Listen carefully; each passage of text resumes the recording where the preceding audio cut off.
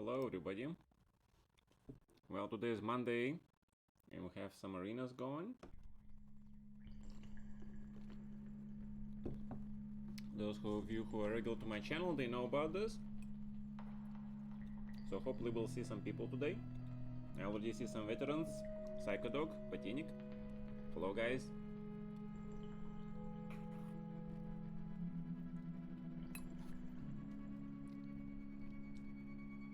Yeah, this is chocolate. There was chocolate in this.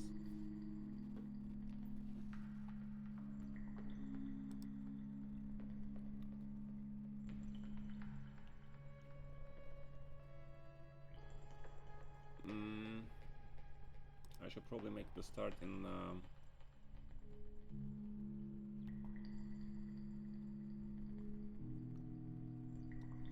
start at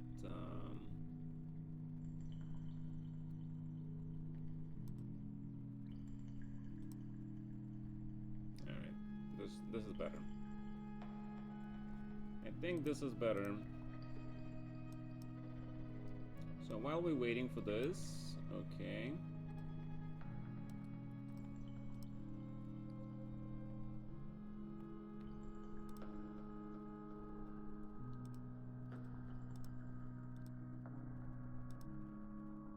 Okay, I don't understand what's going on here.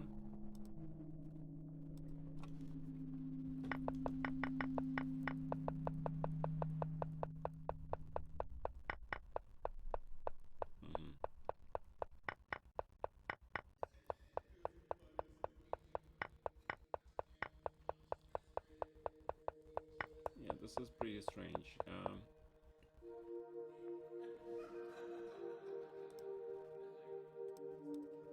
Hi guys, hi Andromeda. Hello Mr. Tastel. Good evening Mr. Audijav. Audijavel. Hope I pronounced that correctly.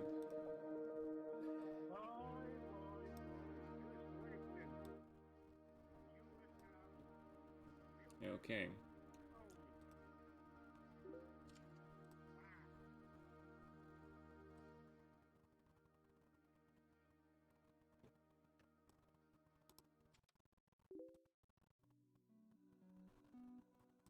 Alright, this is made it slightly less obnoxious. Okay, what's up guys? Sound is weak? Which sound? Good evening Mr. JT Mildenhall. My sound is weak? Yeah, I've noticed that. Some people already told me that my sound could be stronger.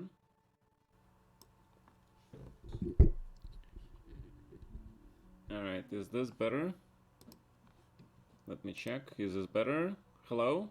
Hello, people? Hello, chat? Hello, channel? Now it's okay? My stream sound. Okay. Pam, the volume. Interesting. Good evening, and wonder. Alright, so let's quickly go over the games while we're waiting for the tournament to start. The tournament starts in 6 minutes. Our tournament, I mean. Alright, but this is interesting. This is very ancient, very venerable Grunfeld system, the Hungarian variation, right?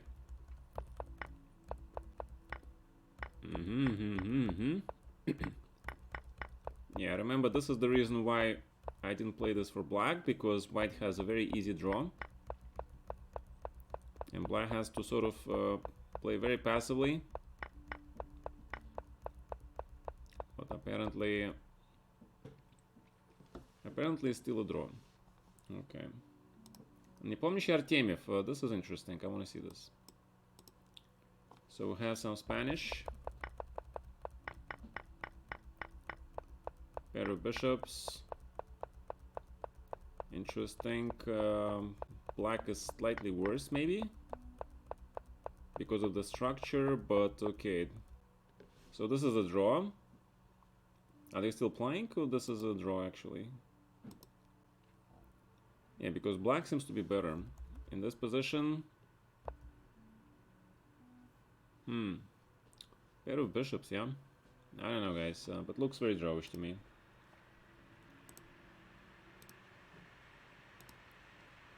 What was this? This was yet another Grunfeld. This is the system that Karpov played against me. And knight g5 has been played in 10 games. Interesting. Knight d4 was played. So white gives up his central pawns for possible attack against the black king, I guess. Yeah, but doesn't this seem better for white? Hold on a second, guys. This seems correct. g4, bishop b2, and bishop a3 is actually... Wow, these guys are playing like this is all theory, yeah? And now it looks like a draw.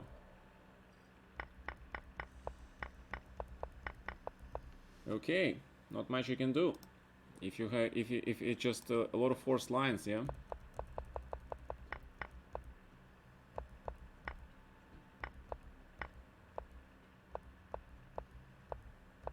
This looks equal, but black. Okay, black is better, but okay, this is a draw. This is a draw. They're still playing it though, right? Dubov is worse with white, okay. So his prep ran into the iron defense. My god, look at all this preparation, guys. This is all preparation. Alright, this is no longer preparation, but this is completely equal. Yeah, professional preparation, gentlemen. That's what we have. Alright, so what did I miss?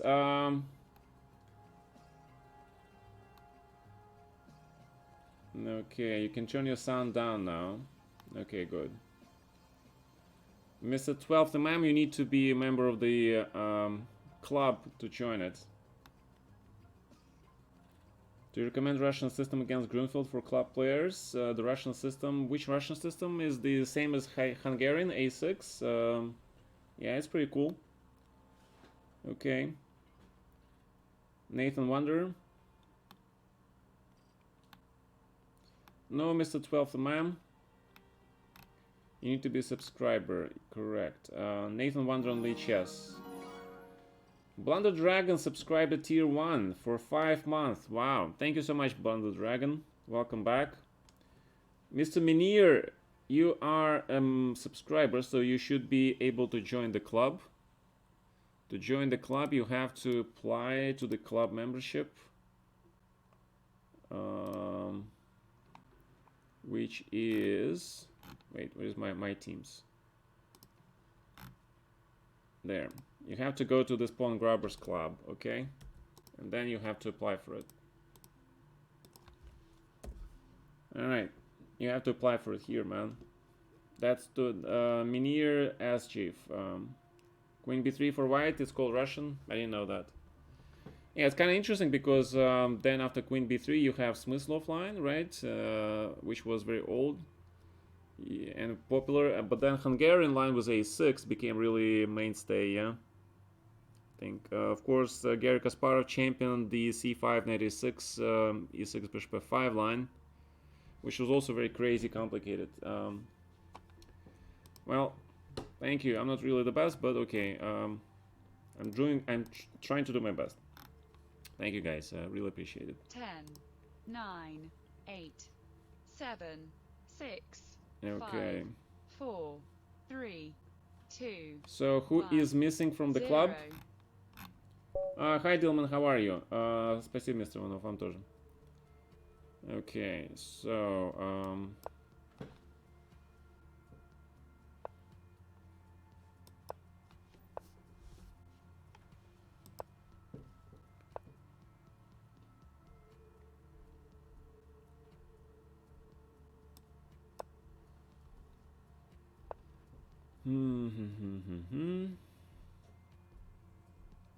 I know there's some lines with bishop g5 here, but I'm not gonna try to play them.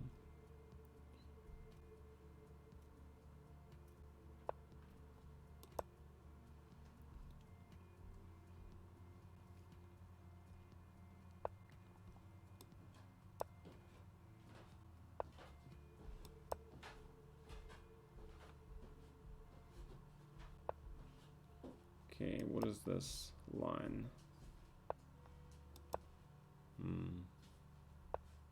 And d5, right? Okay, that's how they play these days. Okay. That's how they play these days. These kids.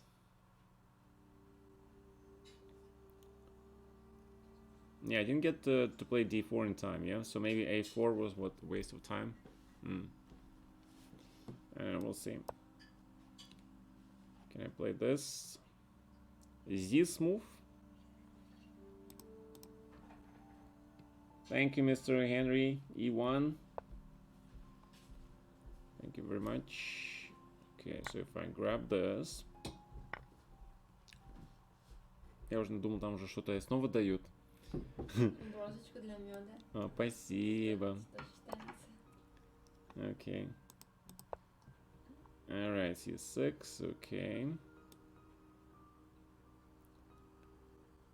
The knight to g3. Alright, so who is not in the club? Mr. Minir SJF, hi Pilpil, are you in the club? Have you managed to join the club? Hold on a second, guys, let me check.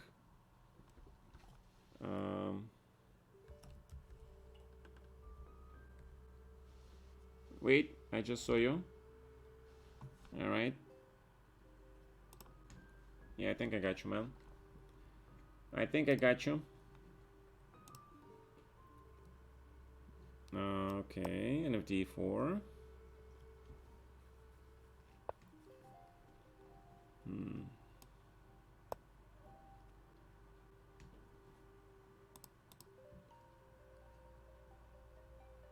Oh, no increment? Really? Oh, sorry.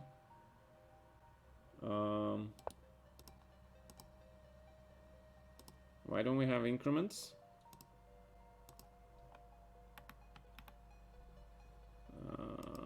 Yeah, I don't think I can change it. Okay. Alright, no increments. Gotta play it like the pros. Gotta play it like the pros.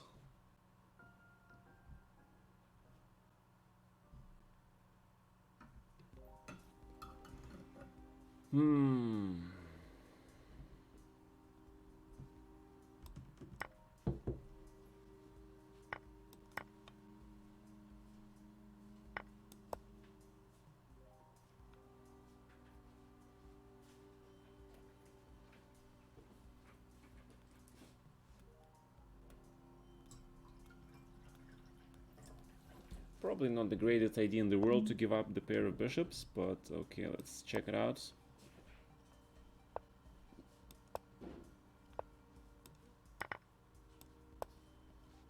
Yeah, I think you should have played bishop b8 and tried to put your bishop on my king. I mean, that seems to make some sense at least, right? Okay. Yeah, I'm not worried about the time though. Time is something I'm not worried about. I'm worried about the position.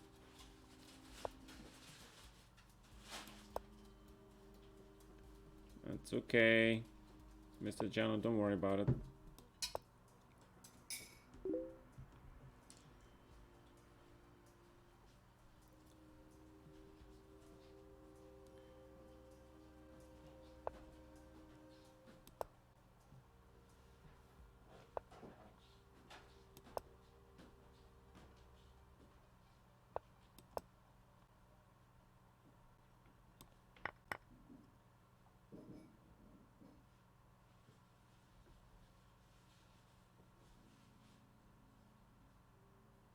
Probably better for white, yeah, but I don't know, it's winning. It looks better for white.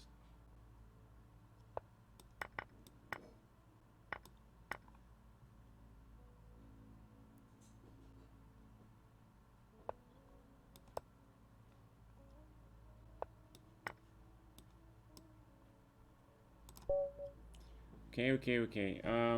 Yes. Why I didn't put the increment, guys? No increment. Yes, Mr. Giga. Yes, I know. Hold on a second. Let me get to the tournaments. Let's pause. We have 12 people in the tournaments. Okay, guys, we're doing usually the increment, but try just to play faster. That means you get to play more games without the increments. Okay, and focus on the opening more.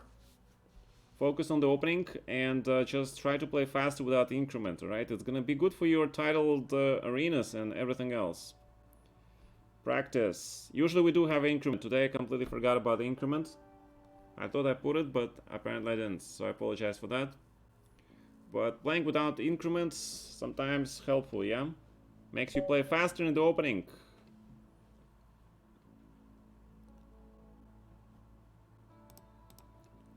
Yeah, basically you just need to play. Yeah, this guy's definitely a gentleman, that's for sure.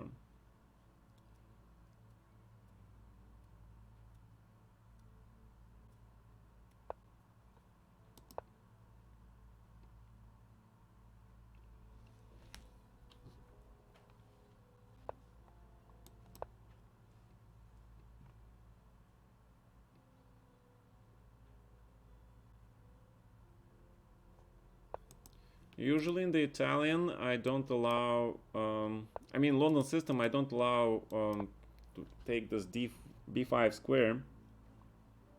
But that's not exactly London, right? So this is different.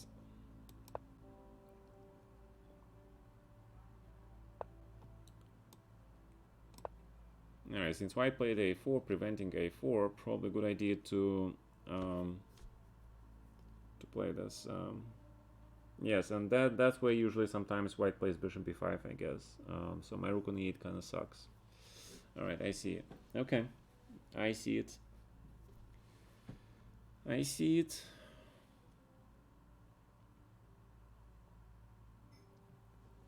Yeah, because if black plays a6, white doesn't have the option of playing bishop b5 here, yeah? But in this particular position, he has this option.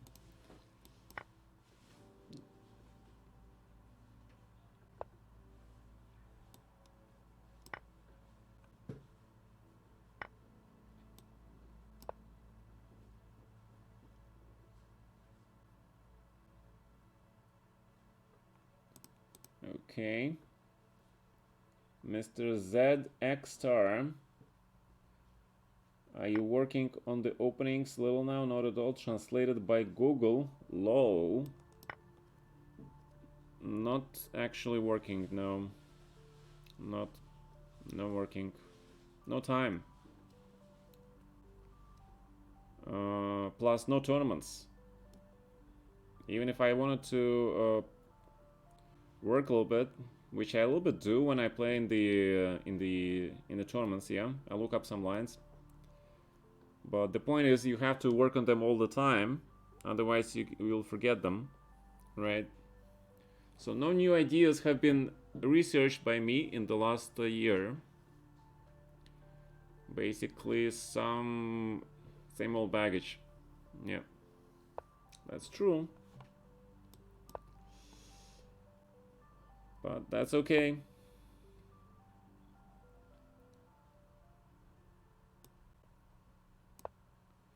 Queen e8 looks kind of funky, right? But I kind of like my Alekhine gun. Rook first, ladies behind. Yeah.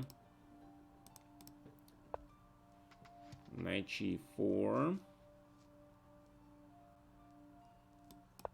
Alright, let's move this knight.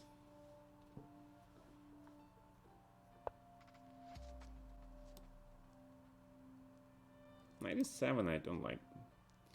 I don't like 97 at all. Let's connect the pawn structure. Move the king away to safety. And potentially we probably should think about playing e4 here. Or bring the knight back.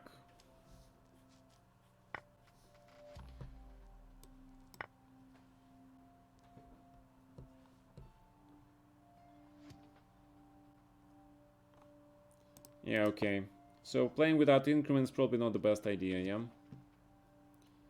Alright guys, my mistake.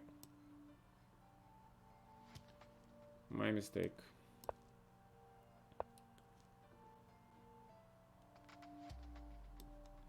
Alright, so a bunch of trades, right? Rook d3, queen d3, 95.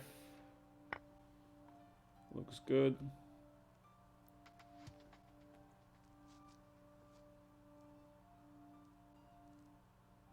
Queen d4 is very, very interesting, but okay, knight takes.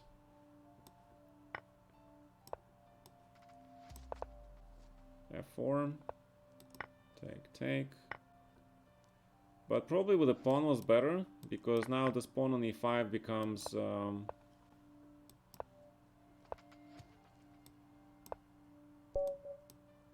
because you play king e3, c5, right? g4, king e6, I still get this pawn. So probably taking with the queen at the end was not that great.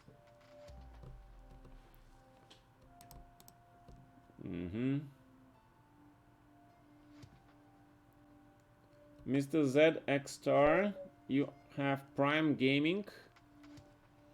But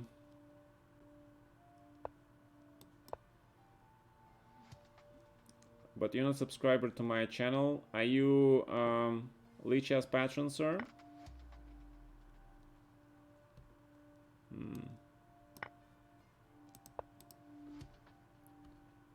Hi Mirrors, what's up guys? So you would win this endgame? I mean, if I play c5 and grab the pawn on e5, should be winning, no? I mean, should be winning.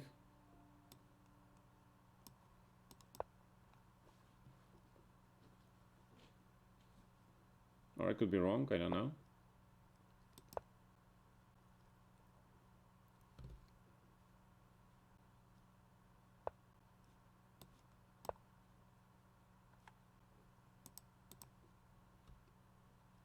Yes, I mean, if I win the pawn on e5, should be winning, yes.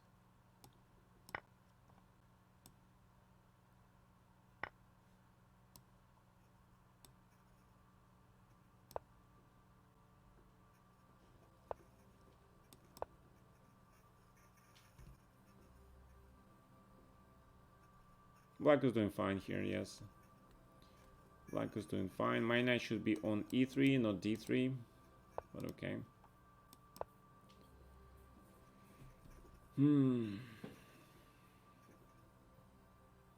Still a bit unpleasant probably, yeah, because pawn center controls a lot of central squares here. Maybe, Mr. Dillman.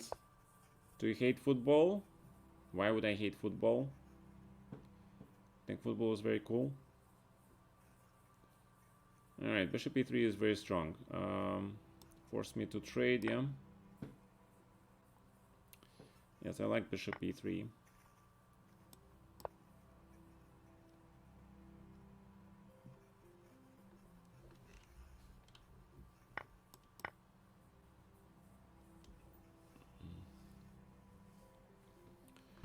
Alright, Mr. Blunder Dragon.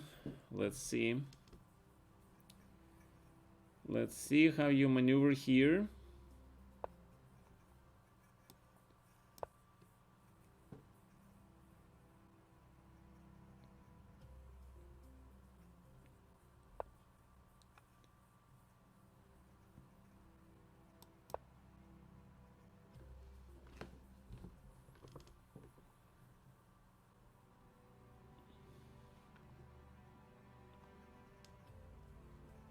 Trying to think where my knight would be best placed. Why do you want to make me play h3? I'm curious. Okay.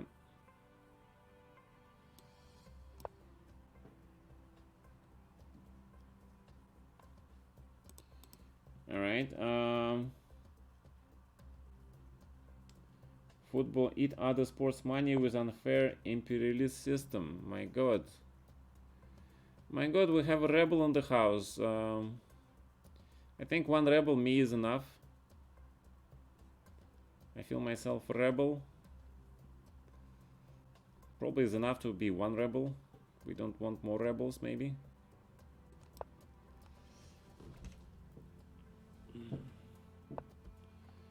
Yeah, push pawns, not drugs, right? It's a famous slogan. Okay.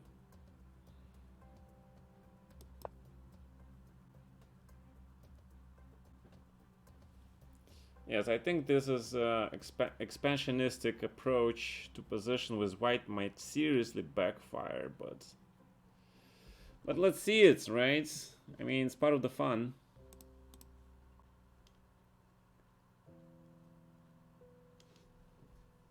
I hope you learn. I apologize today for no increment thing, guys. Hope it doesn't prevent you from playing to the best of your abilities.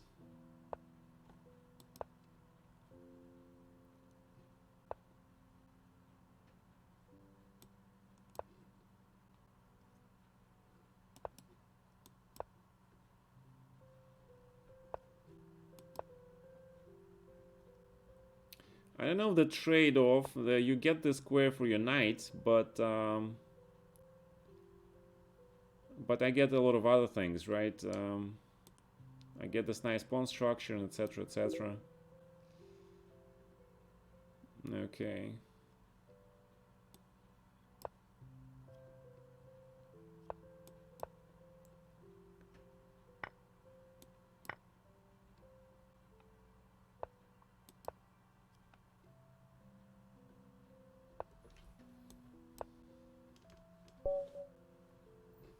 Yeah, definitely you guys need increment, okay.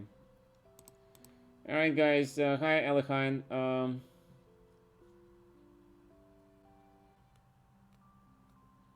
Naka means chess games over 5-6 hours were ridiculous, but why should Polgayevsky think 90 minutes about one move? That depends, guys. Cheater skill chess, okay, my god, Mr. Jill is in the house. Alright, I think we should send Mr. Jill to Nakamura's channel. Jill, what do you think? We should send you to Nakamura's channel to start the revolution, yes? Okay. Can you go to his channel for a little bit, then come back? Alright, thank you, that'll be very helpful. Alright,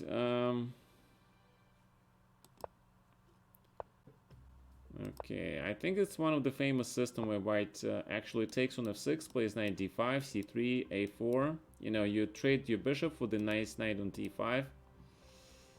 We'll see, right?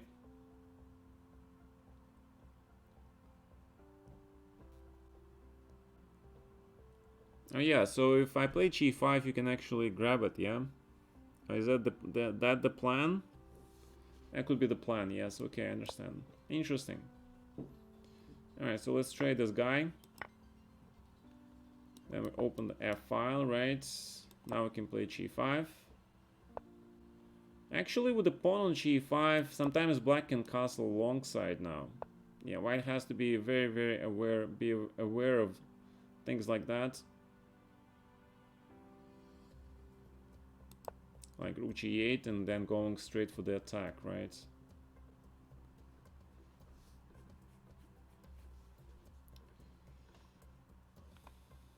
That is why in a lot of these lines sometimes black plays g5, g4 immediately.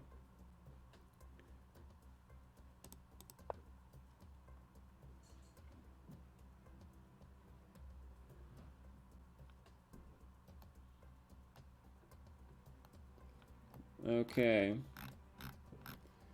You have no idea about this opening.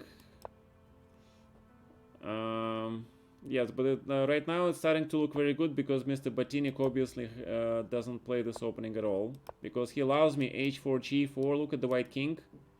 The poor king is completely open. Yes, so Mr. Batinik is caught unprepared.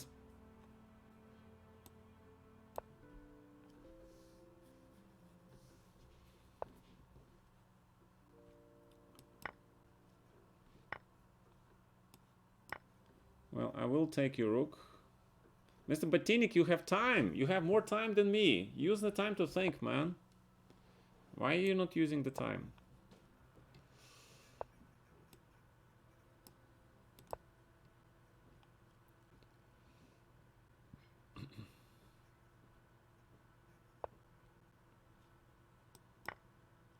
Alright, free stuff. Free stuff. You guys love free stuff, right? I love free stuff. Free stuff is good.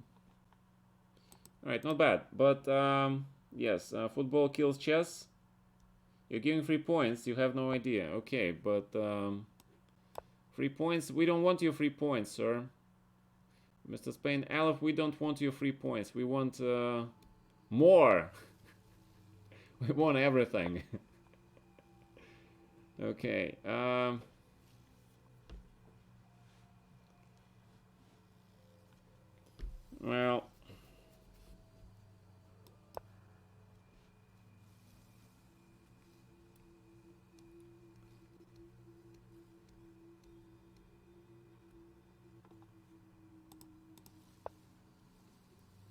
you want me back to the top matches? To do what? To give 3 points to the youngsters? No. No. I don't want to give them the satisfaction of killing me.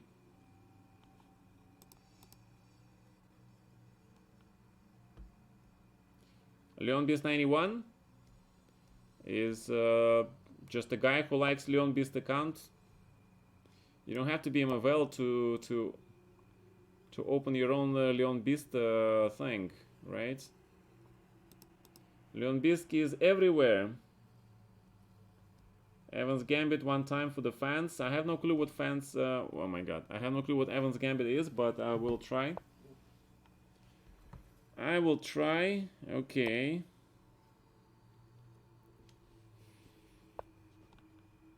Yeah. So one thing to do is just get rid of this defender. And undermine this pawn structure, right? That should do the trick.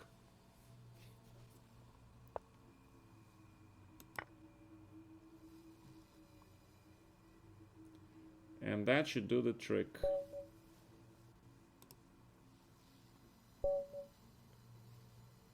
Alright, so I'm trying to recollect. There were some lines here. Oh, you mean the gambit which is like b4 here or something, right? This one? Is that's Evans Gambit? Highland 42. That's the gambit, yes? Okay. Alright, let's try it. I don't claim to know it. I don't claim to know it.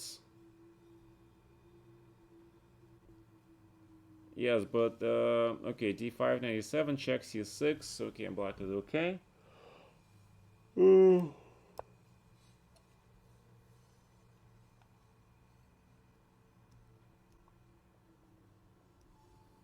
Is this how they play in this line?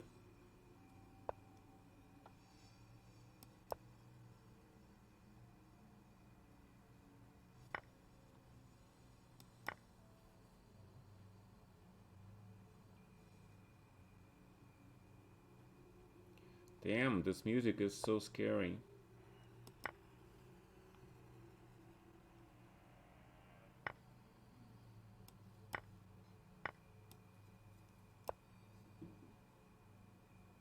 Yeah, this does not look very good for black, yeah?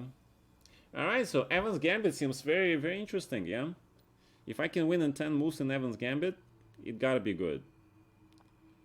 It can't be bad, guys.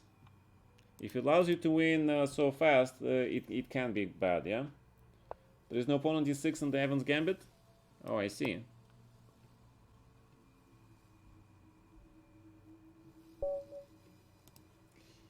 Alright, guys, Evans Gambit. We're gonna try it.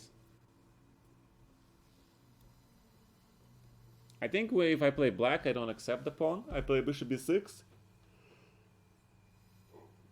And I don't take on b4.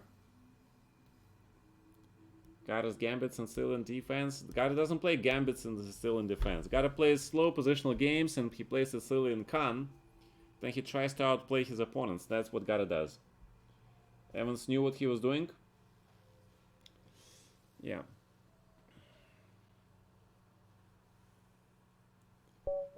Okay.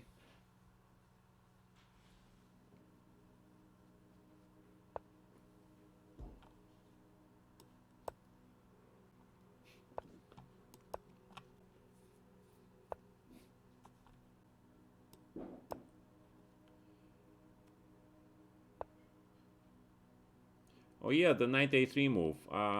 Yeah, I think we looked at this with my wife because she was playing Italian game. I think we had to look at this line, and it's pretty interesting stuff. It's very interesting stuff. All right, so if I play bishop e6 here, mass exchanges, right? Bishop e3. Okay, looks good.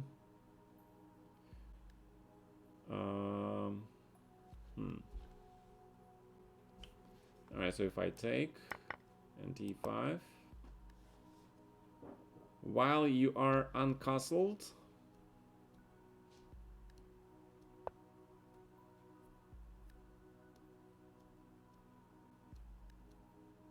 this seems reasonable.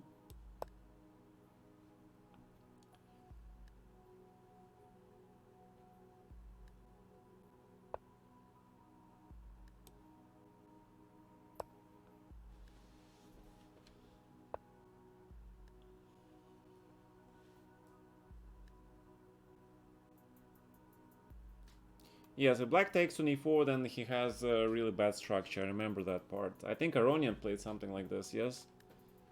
Yeah, I think Aronian did.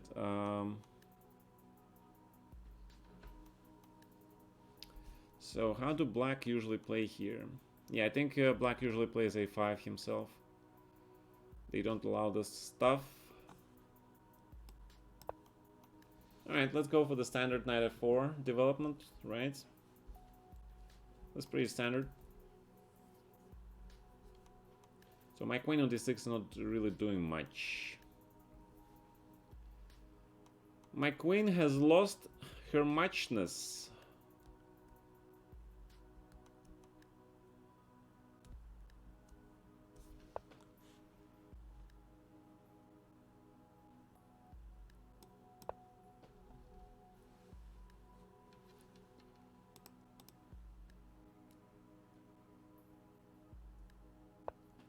Ah, I didn't know they named it after me. I didn't know that. Well, I didn't come up with it. I didn't come up with that idea, so I'll be honest. I did not come up with that idea.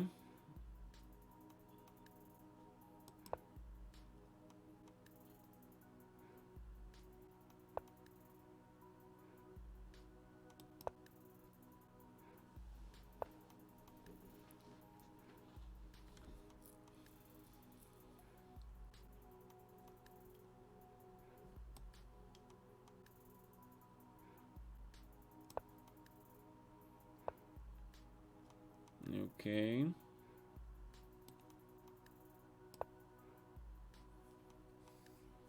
So I don't know. I'm curious. What is this? What is this position? Probably white is better.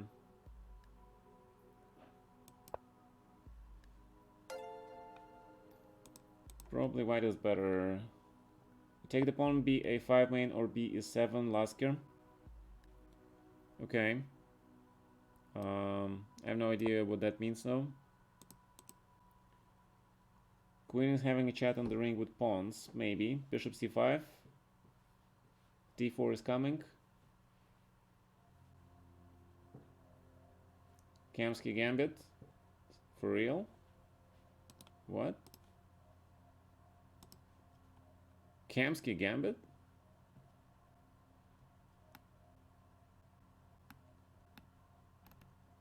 My god. I think it was played way before me. I think it was played way before me. I guess thanks to Boris Alterman. He's a very nice guy. Yeah, we grew up, not like we grew up, but I'm saying that, Mr. Jano, why would you want to give my knight a free square?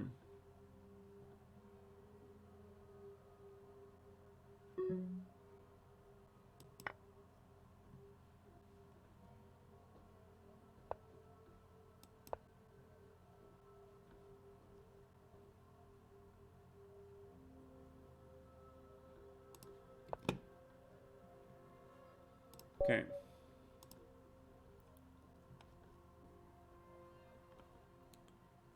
All right. How many people we have? We have 14 people. Andromeda, Anish. All right, good. Leon Beast. Hi. Let's play some Italian.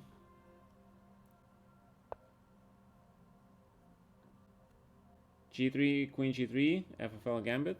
What? What FFL Gambit? All right, guys, you confusing me. What the? Wait, what? What's going on?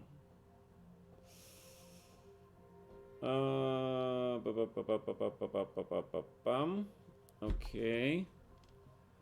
Oh, I just misplayed it completely. Damn. I just completely misplayed it.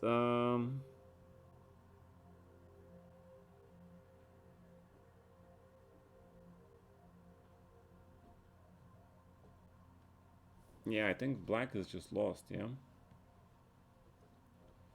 It's just lost.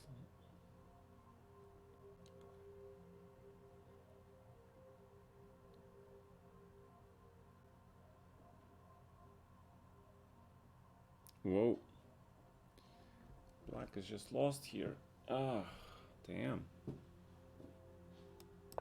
Alright, I think that's the only defense. Yeah, I mixed up. He castle instead of playing d3. Usually you play a6 against d3.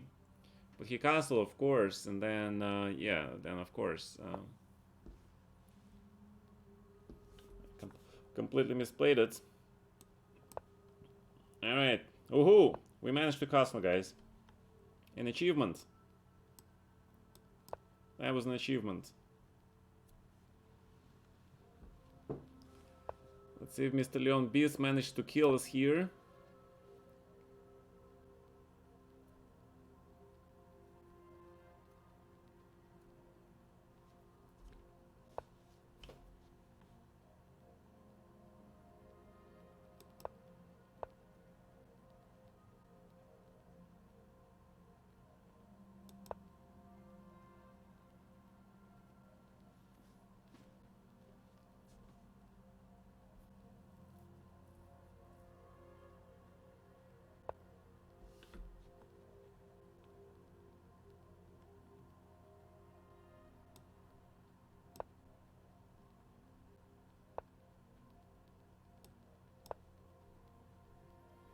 Alright, Mr. Leon Beast gave us a break,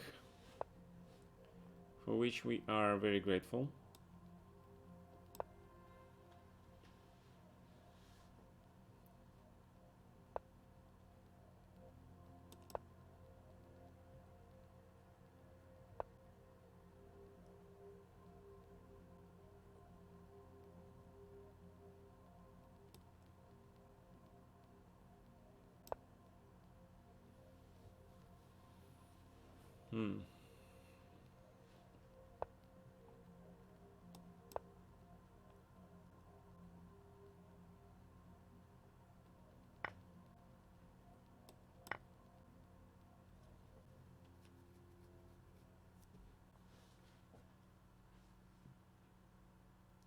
Alright, probably advantage white, but is it large? Who knows? Looks like a serious advantage, yeah? We'll see.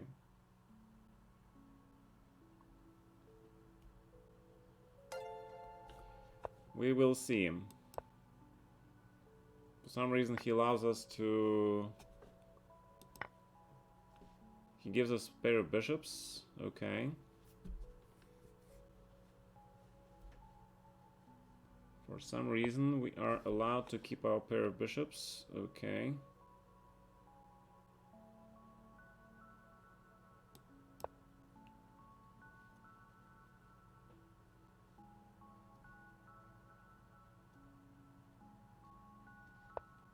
I think f6 was probably stronger, but alright.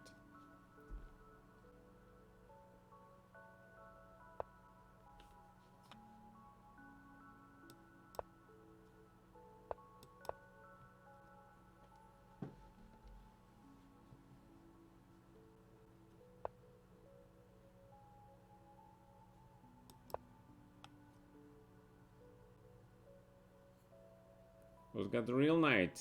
His knight on d5 or my knight on d4? Which one is more powerful? Discuss. It's like in the Among Us game, right? Somebody kills someone, somebody dies, and then it says discuss.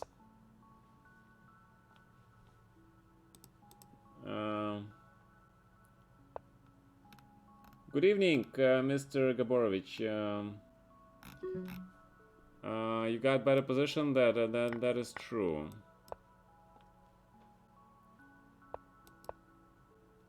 That is true. He did get a better position.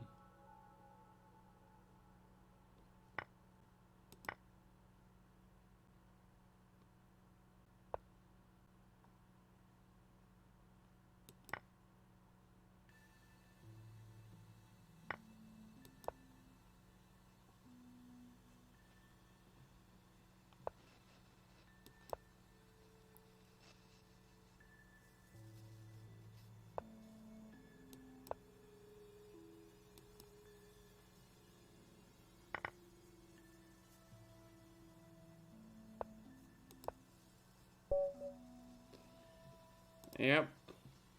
On the other hand, you guys have a chance to flag me here. You can flag me, guys. Don't worry. I mean, a win's still a win, right? Yeah. The worst is in the past. Yes, yeah, I think he should have played bishop c2 and a4 and b3, sort of build the Marisa bind. Yes, you have possibility to flag. I mean, we don't have increment in this tournament. A lot of you are very nice gentlemen, but you don't have to be.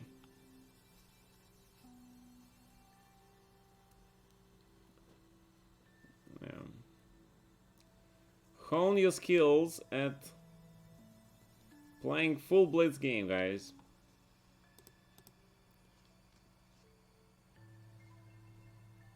The no increment is brutal. Yes, I realize that. Sorry, Andromeda. It is brutal. So, that's what happened the last game. That's what I should have played in the last game with white. This is what I should have played.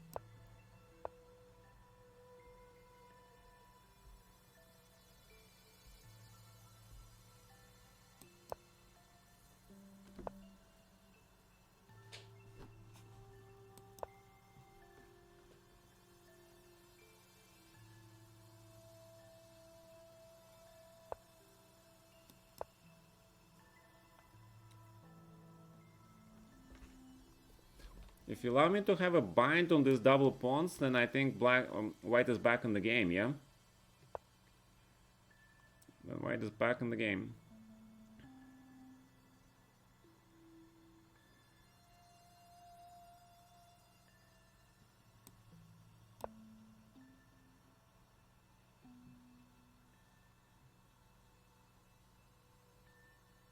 Ideally, of course, white wants to trade the bishops, but I wanted to finish the development here.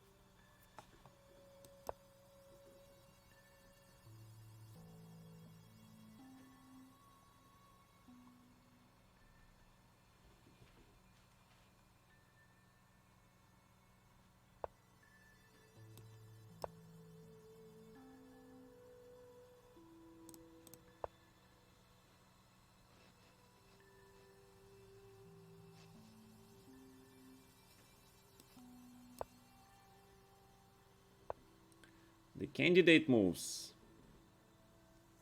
Aha. The discussion about the candidate moves, I like.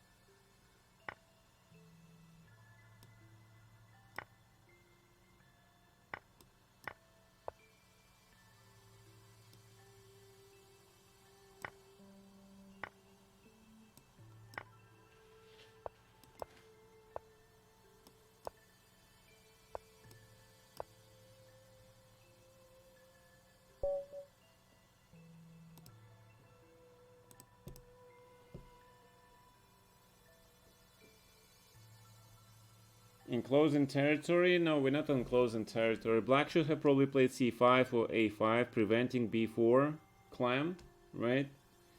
You should try to undouble your double pawns, that's true.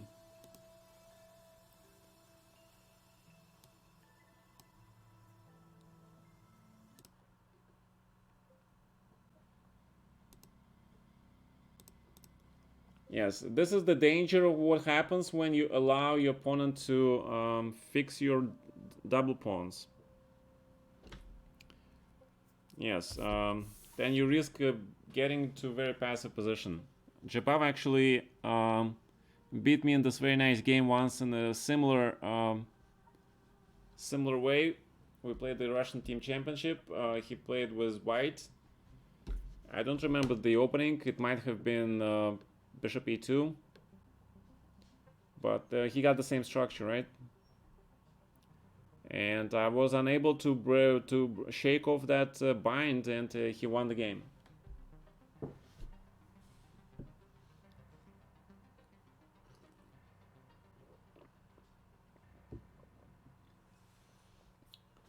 Code of games are the basics, man. They're the basics. Then you start build on that. So Kotov, then in the modern guys, I like Agard, and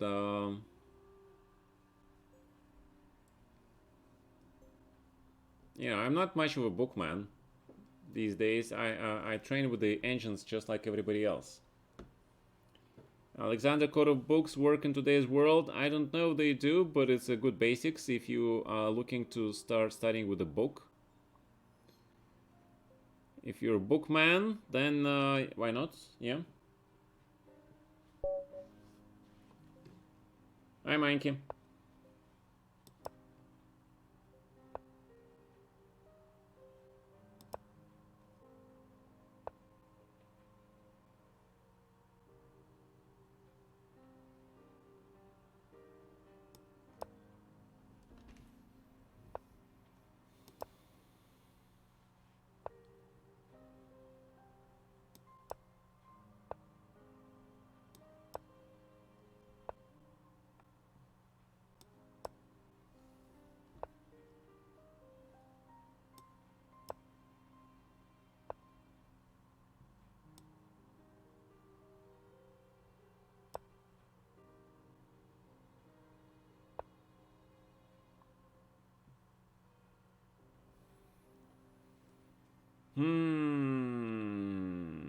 What is this crazy position?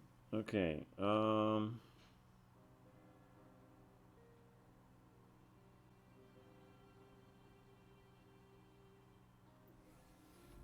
I think tactics work for you, yeah? Because my bishop's like way under a lot of stuff. Alright, so let's see if I trade. Bishop d5, let's say.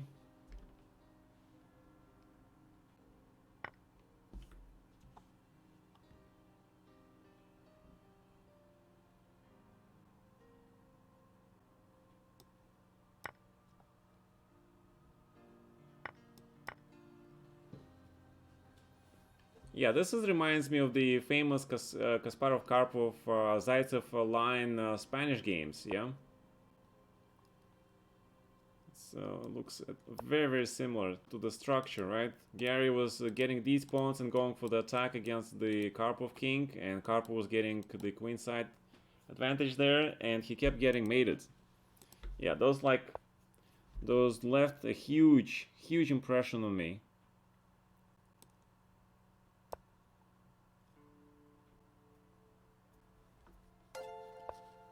So it was the question of what was stronger, the attack or the defense, and yeah, I think the attack was way too strong. You can't ignore attack like that.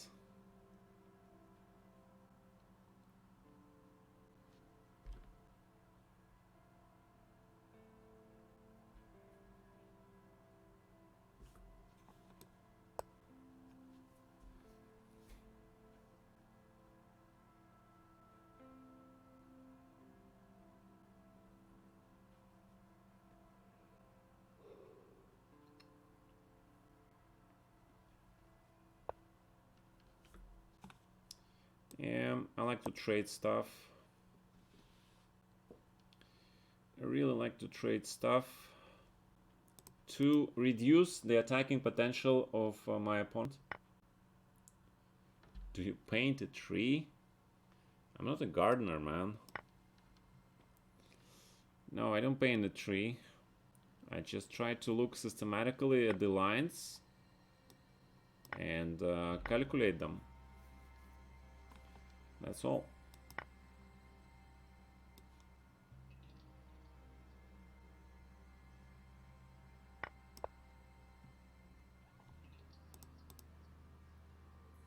The French lesson.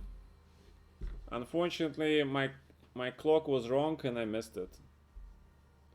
But I do have next lesson in a couple of days.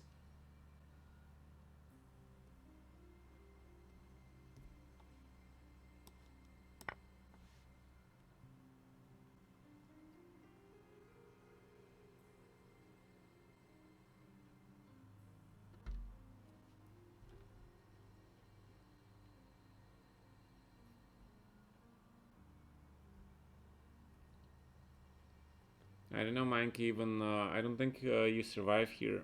I mean, bishop d3, rook d2, because you have two bishops on the d file, right? So I think black should be winning this. I mean, rook e2 was important because if I take on b2, you're just better. But after rook e2, it's important move. Black is better, right? Because, yeah, I think you missed rook e2, which was important.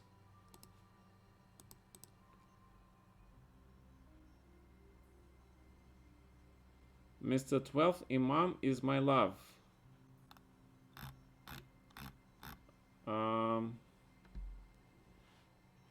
You like to talk, yeah? Not that I mind, I'm just curious.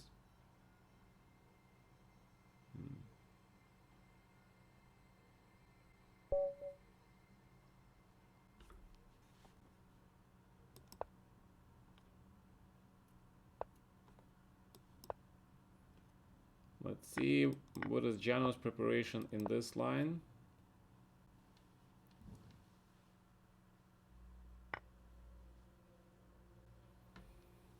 Is that how they play?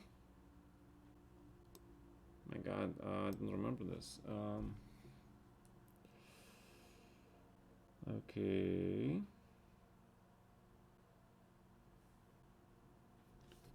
Alright, so if I take this, then I take this, check, grab,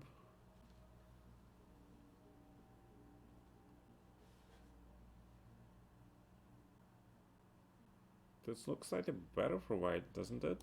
I mean, if the knight gets to e5, then f3, if, of course, there are a lot of ifs here.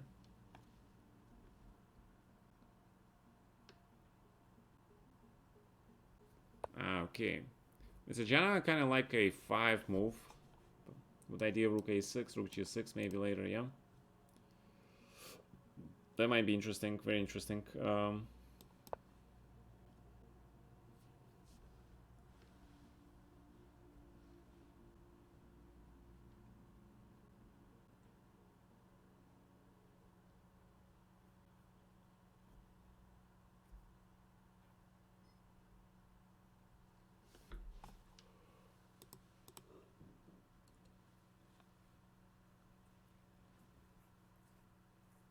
You propose Duolingo?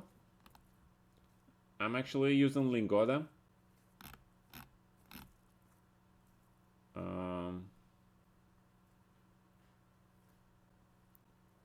Phone only for calls. Yes, my phone is the ancient, very, very ancient phone. It's not a smartphone.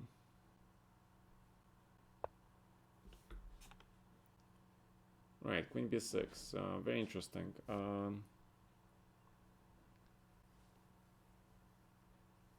mean, I want to double those pawns, right? I mean, I want to double those pawns, but I want to keep my structure intact. But if my queen goes somewhere, then it's bishop g4 attacking the pawn and the knight.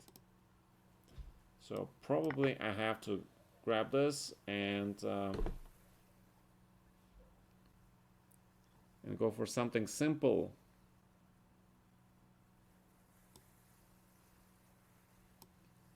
Probably grab it, yeah. Oh, rook takes. I see.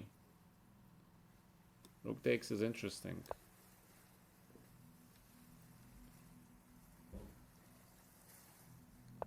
Yeah, I thought gonna take with the pawn, man. To be honest. But maybe you're correct. Maybe it's stronger. I don't know. Seems very complicated. Yeah.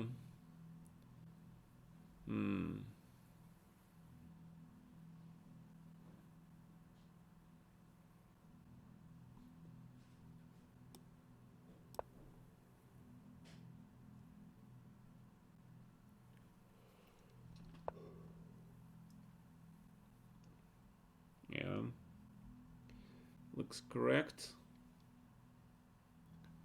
Looks exactly like how black should play this.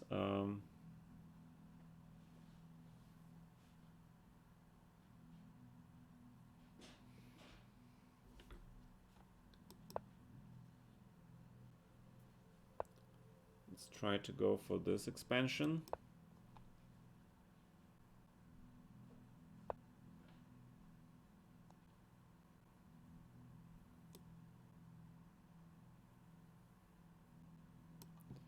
Rook f4 might be annoying though, yeah?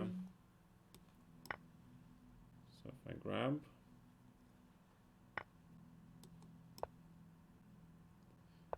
Well, I thought they're gonna take with the...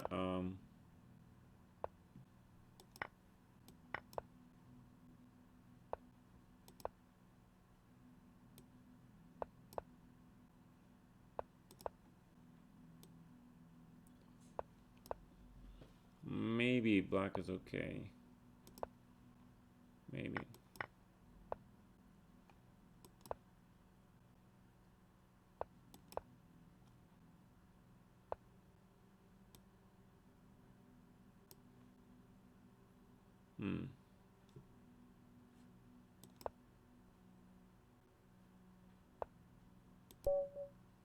Okay. Yeah. Yeah, I think black is completely fine there. Maybe black is better, yeah. That should be close to equal.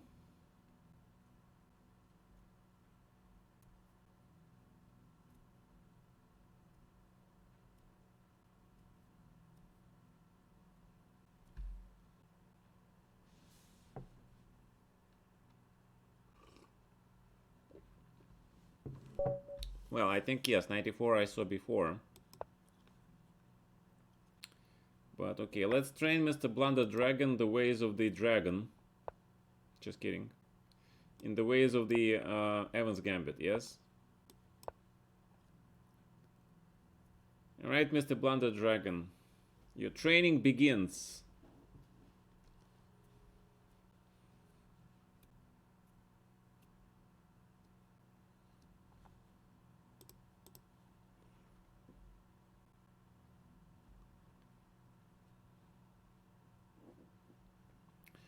Dude, you have to be realistic.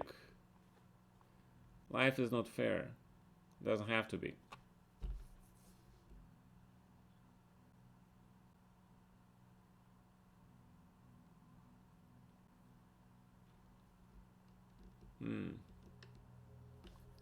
Alright, so if I take this...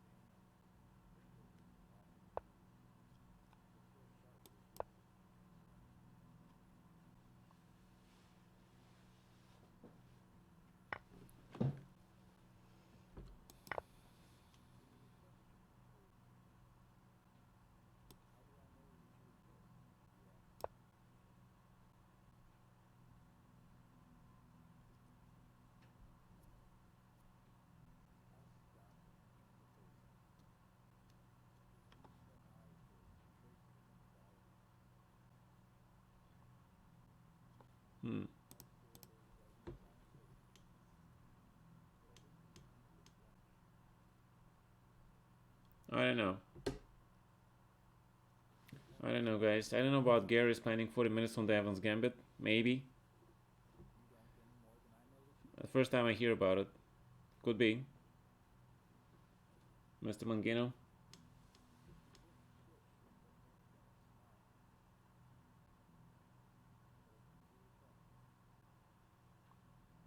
I mean, knight g5 is a little bit cheeky. Knight d2, bishop b2, right? Just play normal. Also advantage to white. I mean, we have equal material. Black king is stuck in the center. This is probably a large advantage for white.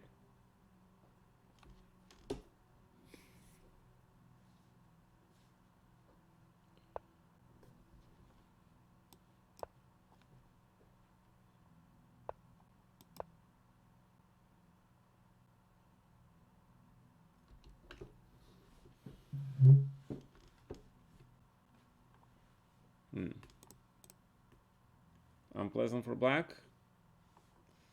I think this is lost for black. With the correct play, this should be lost, but the way I play it might be okay.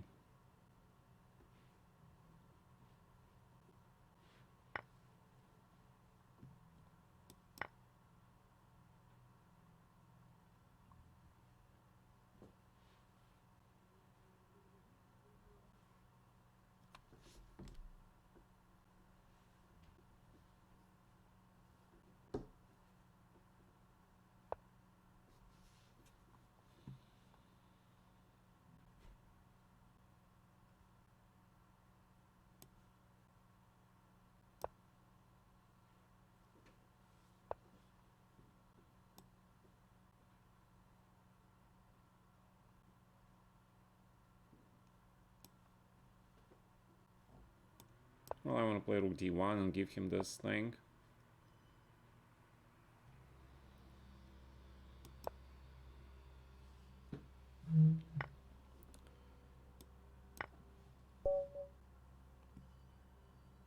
Out of curiosity, what is this position? Advantage white, but not so much, yeah? But in the beginning here, queen a4, c6 should be played, probably, yes, because bishop d5 is probably stronger. And just knight d2, just I was talking about this, yeah, just finish the development. Play knight d2, bishop b2, rook e1, and just play normally.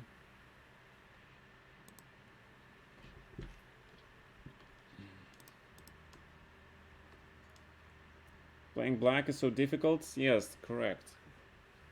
Yeah, so I don't take on b4 if I play black. I usually play bishop b6. So if somebody wants to play b4 against me, and we can play bishop b6 line. So we can check those lines. I don't like Italian opening, but you have to know it a little bit, because It's almost a guaranteed thing you're gonna meet it, because everybody plays Italian.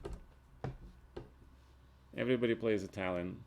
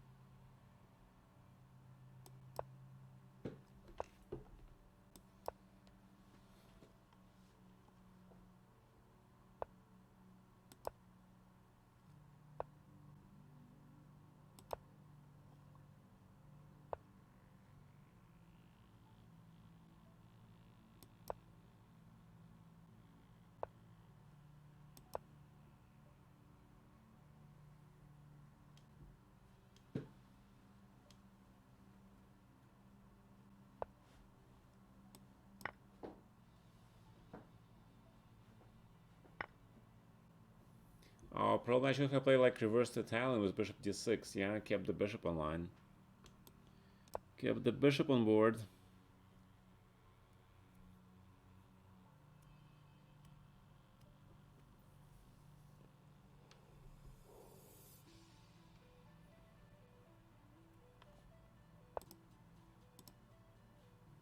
That poor bishop on a2, man. That poor bishop on a2. My god. That poor guy.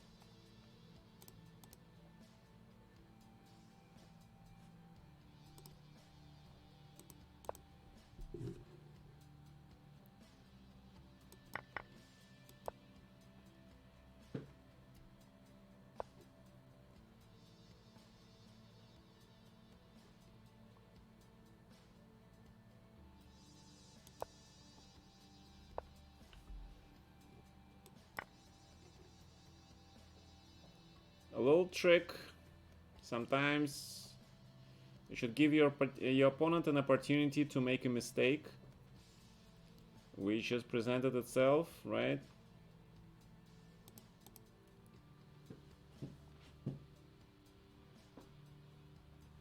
Мистер Станислав, чтобы принять заявку, вам надо сперва вступить в клуб. А чтобы вступить в клуб, вам надо удовлетворить потребности. Не потребности, а требования, чтобы попасть в этот клуб. Не каждый может попасть в клуб, мистер Станислав.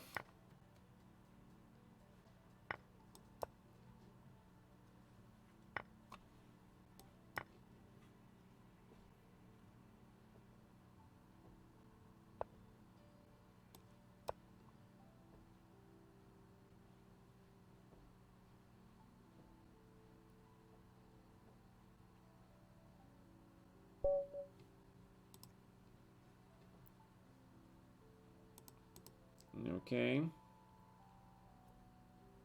White space, no, but that's what you should avoid. You should avoid having bad pieces. Guys, if one thing you learn from my streams is that I always try to locate or disable some of my opponent's pieces.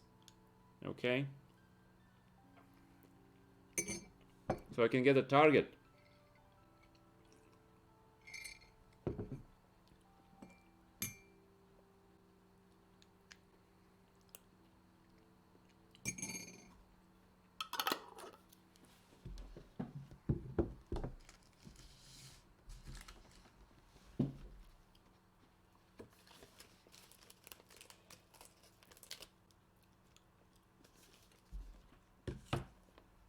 All right. Hi everybody. Hi Juan.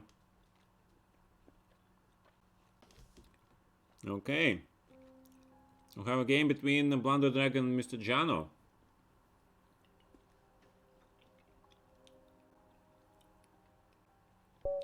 It's a question whether Vice Bishop on c4 is good or bad, right?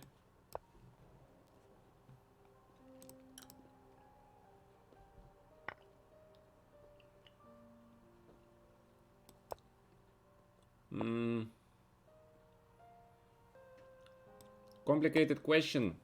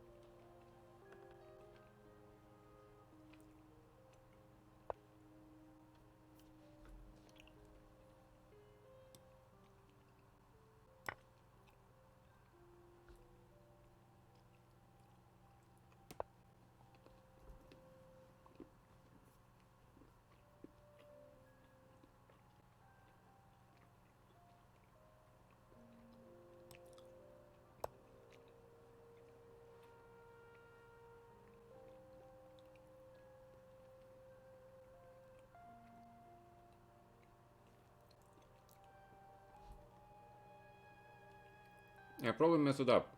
I think I can play better than this, but... Yeah, but why not d6 and close just the bishop? There's nothing scary.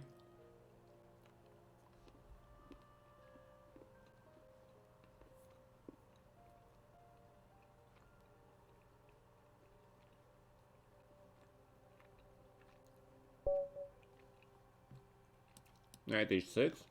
You can still play Mr. Menir. Why resign?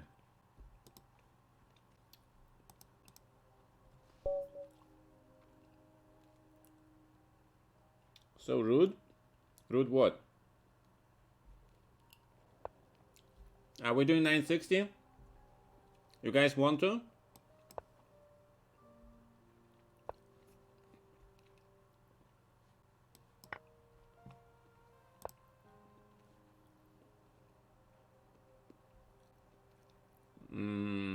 T3.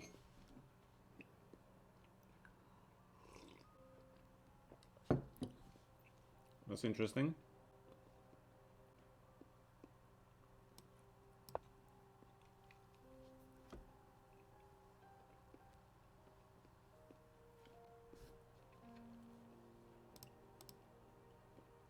You guys want to have a 960 arena?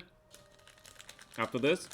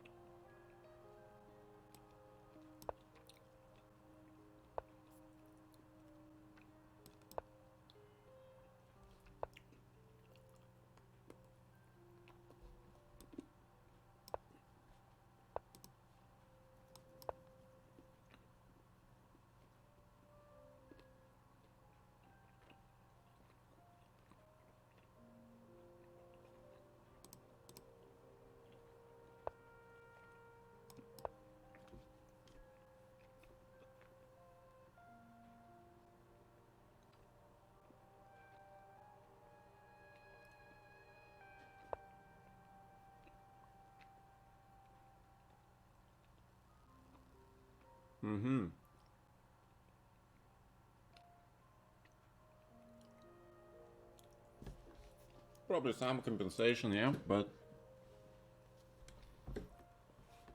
I'm used to seeing this position with the white pawn on e4, so I'm a little bit confused.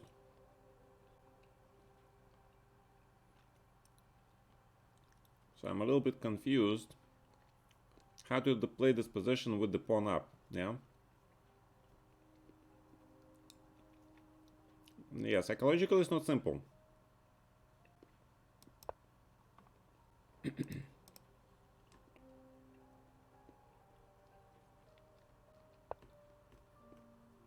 Chasing the bishop on g4, perfectly normal. Perfectly playable.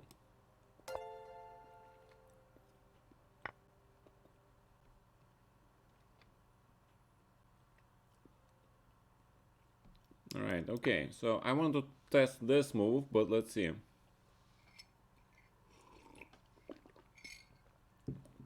That's the idea behind king h8, to open this file, right?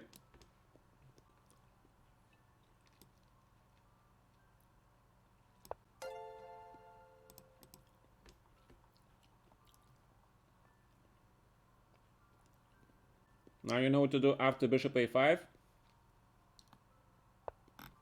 I don't know. I'm just playing, man. It's not like I know what to do.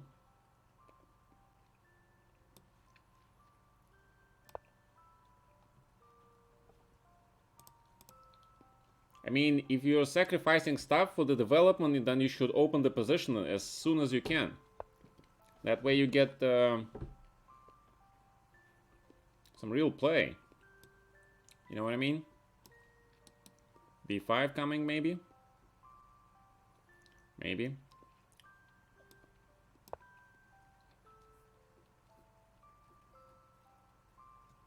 So I need this guy here. That'll be perfect. Yeah, but I think actually white is doing okay here. I think I misplayed this position.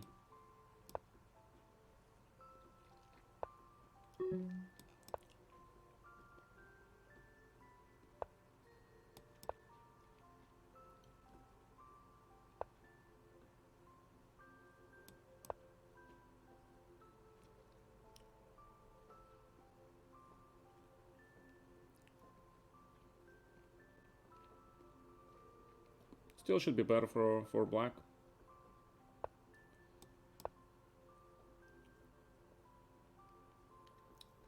Yeah, again, keep forgetting about the time. It's okay.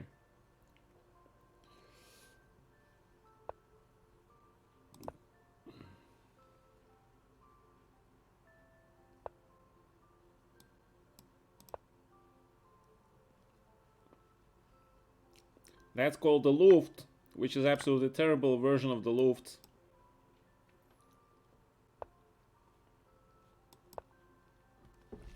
It's like the most terrible version of the Luft you can possibly find.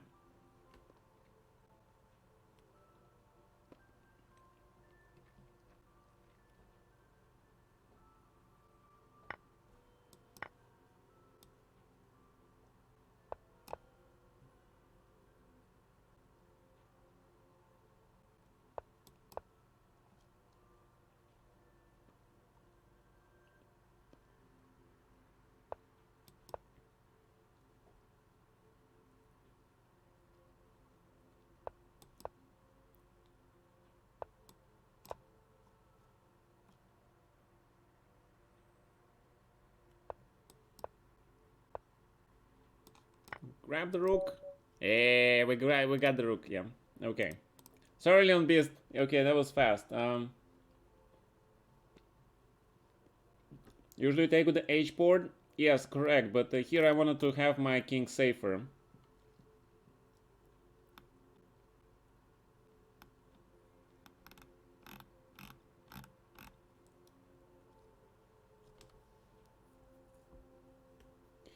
Mr. 12th MM, you're spamming in my channel. Please, you're becoming like Jill. Yes?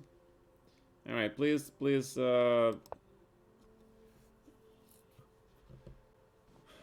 know, be patient.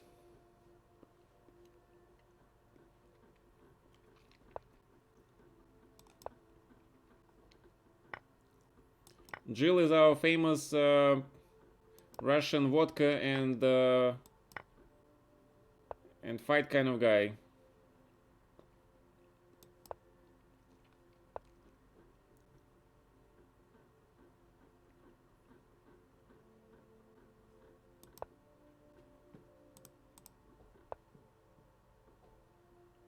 Друг, здравствуй.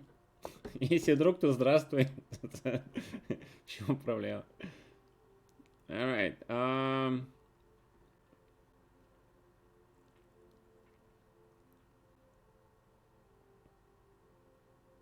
Well, somebody mentioned G4 before, yeah. So let's test it. Should it be good? Should it not be good? I don't know. We'll see.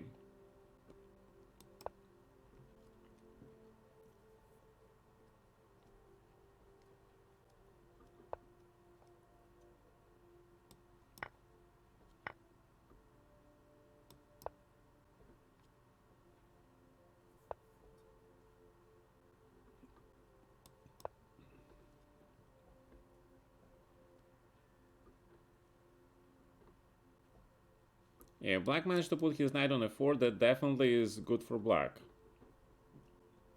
So he managed to do that. Black is definitely okay. Yeah, so I think black is fine here. Yeah, okay.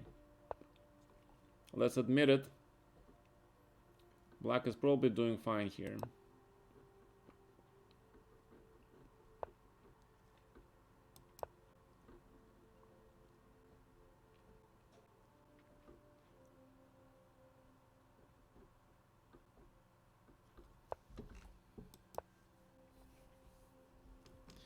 Okay, once you realize you're no longer better, you should strive for obtaining a position where you think you will not lose. All right.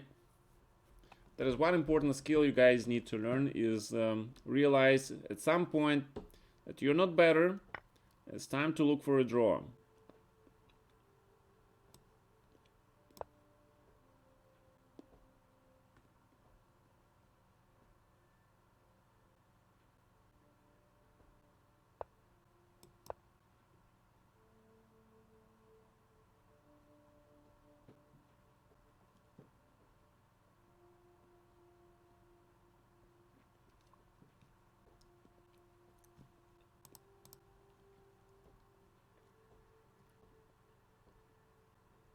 Mr. Master Chess Dojo is waiting with a party of 5. Thank you so much, Mr. Master Chess Dojo. Thank you so much for the raid.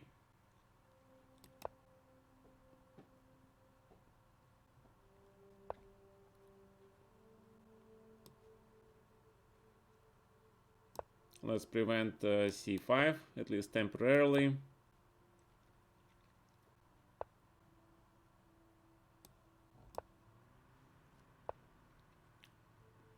Well,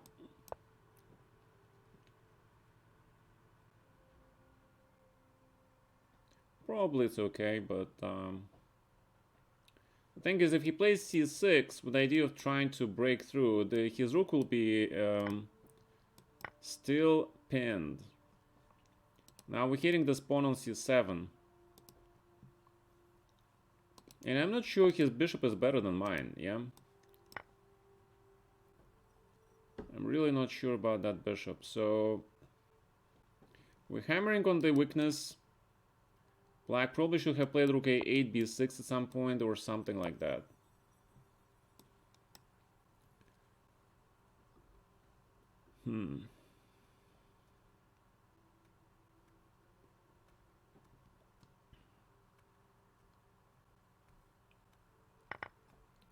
Because this looks absolutely winning for white.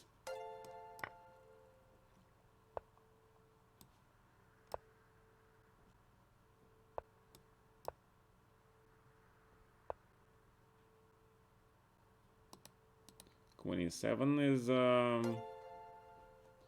and freeze, but okay.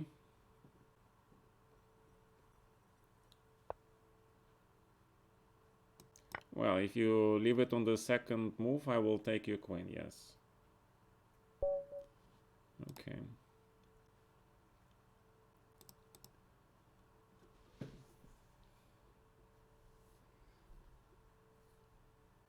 Mr. Imirdar, we're not using such language in our channel. Please, no violence. You forgot that you were on battery. Ah, okay. So let's see. As I mentioned before, here with black, I personally play bishop b6. I don't take this pawn. I really dislike this gambit with black, so I play bishop b6 here. But it seems pawn grabbing is in our nature because we're the pawn grabbers club, right? And since we are the pawn grabbers club, we like to grab pawns. Looks absolutely logical. Seems logical to me, yes? Okay, so what was this line here? Queen a4. I think Blunder Dragon. Oh, somebody played this already against me. I think it was Blunder Dragon.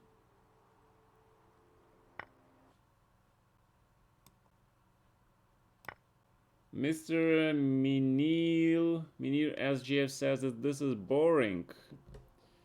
I don't know, man. How can this be boring?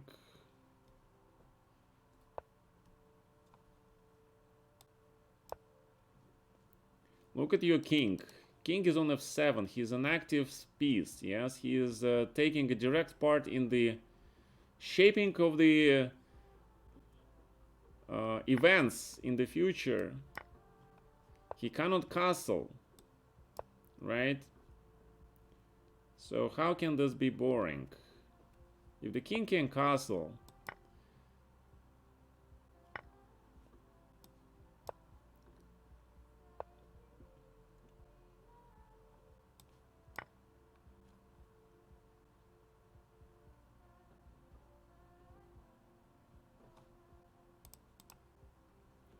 making Ясер proud.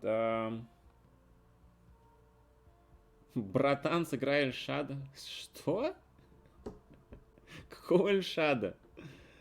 Oh my god. Братан. Yeah, these guys are so funny sometimes. They're very, very funny. Братан, сыграй Эльшада. Я уже играю в Эванский Гамбит. Братан.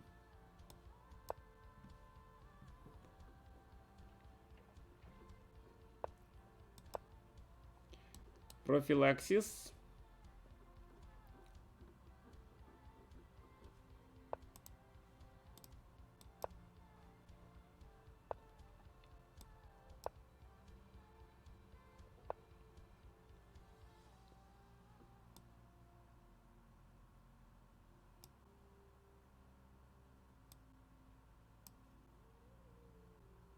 Well, 92 seems to be okay. I don't see a problem with this.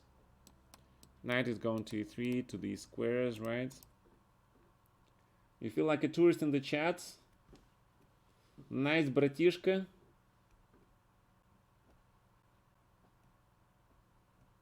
Не знать Эльшада несерьезно. Нереспект шахматному братству.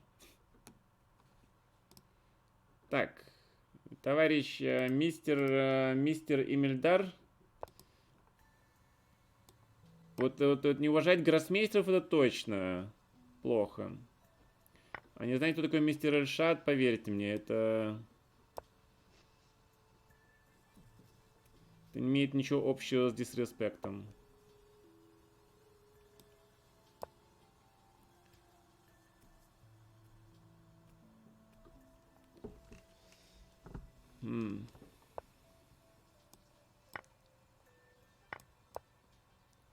So rook is belong on the open files.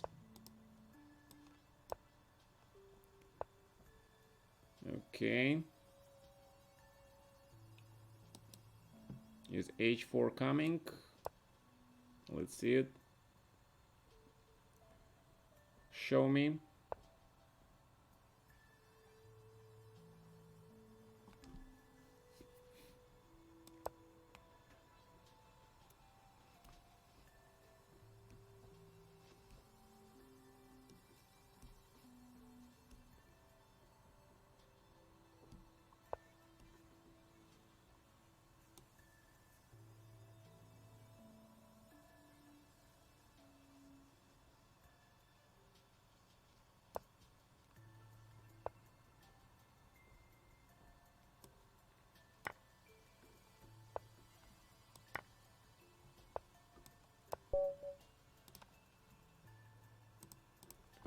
Окей. Даже Магнус играет Эльшада. Выходом ферзя на e5, h6, g5. Никогда не слышал. Понятия не имею, что такое Эльшад. Giga played Game of Day. Магнус настоящий гроз. Дебют отстойный. The best game on arena by Giga today. Okay. Guys, you give me all these new lines. I have never heard of them before. Alright, Mr. Jana finally plays b4, and we're gonna see this line, which I think deserves serious attention. I think if you don't, I think you should just play bishop b6. If you're not ready for those gambit lines, you should just play bishop b6. In my opinion, that's just equal. Or it can be transpositioned to some of the other Italian game lines.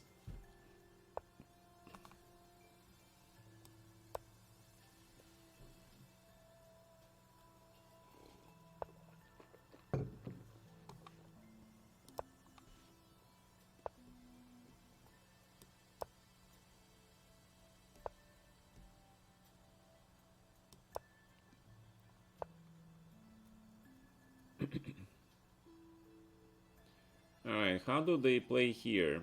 I think it's knight h5, but is it knight h5 here? Oh my god. Oh my god, okay. How the hell do they play here? Okay. My memory is not what it used to be. Oh yeah, sometimes white plays b5, bishop b5, a6 here. You have to watch out for that kind of stuff also.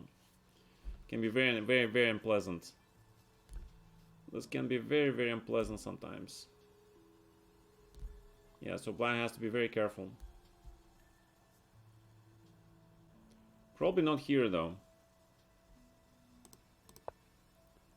Why not directly bishop a7 avoids losing a tempo after white a4, a5? Actually, yes, correct. Okay, so you mean that's how white wins the tempo? Alright, so I'll have to check it, okay? Because yeah, because it does seem so like white wins the tempo, right? It does seem so, I agree. Okay. It does appear so, okay. Alright, something to work on, right? So maybe after bishop b6, maybe you're correct. Black should play a5 or something. Alright.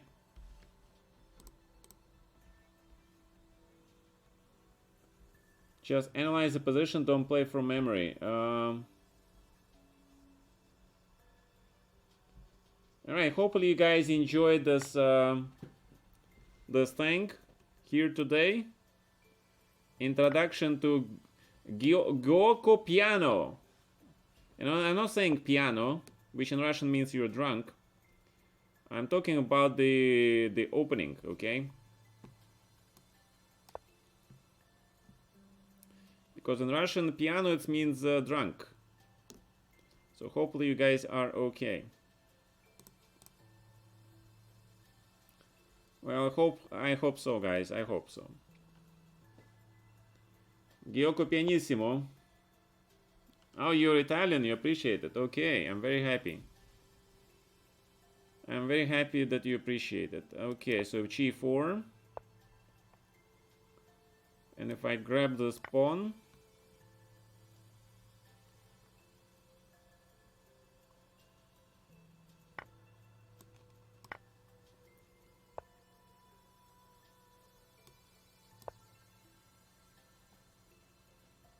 I think I should have played g3 first, cut off my knight, right? Because you can always play knight e3.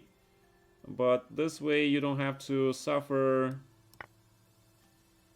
my knight on f4, because now it's very, very strong, right? It actually helps to protect my king. You don't have rook g1 because of knight e2, right? So you have to move this knight to play h3. But my knight on f4 becomes a very, very strong knight. So I think g3 probably was better.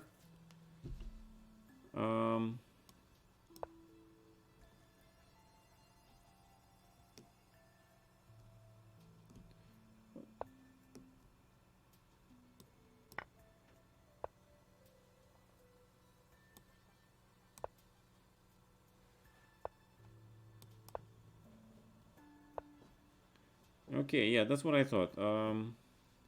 That is white's plan. Now thinking about 91 here. Looks ridiculous, to be honest.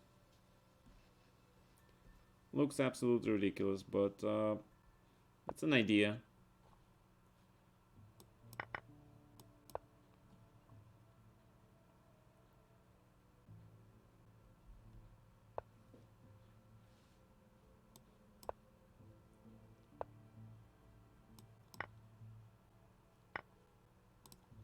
Alright, offer a draw to you, sir. There is no need to play this out. Okay, guys, so this was Gyoko Piano. To analyze lost games title Tuesday, prepare for tomorrow. You went d5 and he was soon killing me. Alright, let's go back. Let's see what the theory says, okay? Let's see what the theory says after bishop b6. So a4 is the main line. And a6 is played in 141 games. And Grishuk and Carlson. Wow, we have Morozevich versus Kamsky. What was this game? But he played knight c3. Alright, this was the game in the somewhere. And apparently I have won this game. Because I was playing absolutely awesome chess when I was younger. And I just simply defended against all his attacking possibilities. And then suddenly the counter attack was very strong, yes? And rook h1 mate. Okay, so that was an interesting game. And what does the Grishuk versus Carlsen play? It's also knight c3. So I'm trying to find out why exactly after a6 white does not play c3. So knight f6 looks good. a5. And no games are found after a5. Wow. Okay, bishop a7, d3. I mean, white just won a tempo, right? Didn't white just win a tempo? Because usually white plays a5 later with the black bishop on a7. So here he wins the whole tempo. So I'm curious. Maybe black did something wrong here.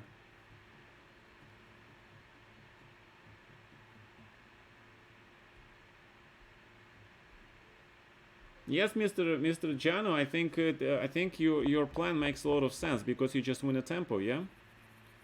I think white is better. So maybe a6 is not so great, but then if you play a5, then you go for this b5, and I have to play knight d4, and I think the computer is correct. I think white is better here. I don't understand why white is playing knight c3 here all the time. You see this? Okay, c3, some games are played with c3. Knight f6 is the main line, and white has very, very good score here. Mr. Ivanov, я не знаю. b5 is the move. Knight c3 instead of a4. No, but I like this. I like the way Mr. Jano played this. A4, C3, D3, he just wins the tempo because, you know, in the main line, like if we go back to this position, right? I mean, the main line, white plays this, or C3, right? Knight f6, D3. Here I play with black, I play A6. So if white plays B4, I can play bishop A7 in one move. And sometimes white still goes for this plan with A5, B5, but that means he loses the tempo. Right, so maybe this is the reason why black doesn't really play bishop b6, because then after a4 he is worse. So maybe it is true, maybe you do have to take this pawn, then you have to play this ridiculous line, and after d4 castles, right? This is like my god, look at this, all the analysis. Yeah, this is like so many novelties you can come up with in this line for white. I'm pretty sure. Sometimes black plays d6 here, which is like very ancient line, and then queen d7. Not queen e7, because if you play queen e7, then after d5 there's queen b5 check, right?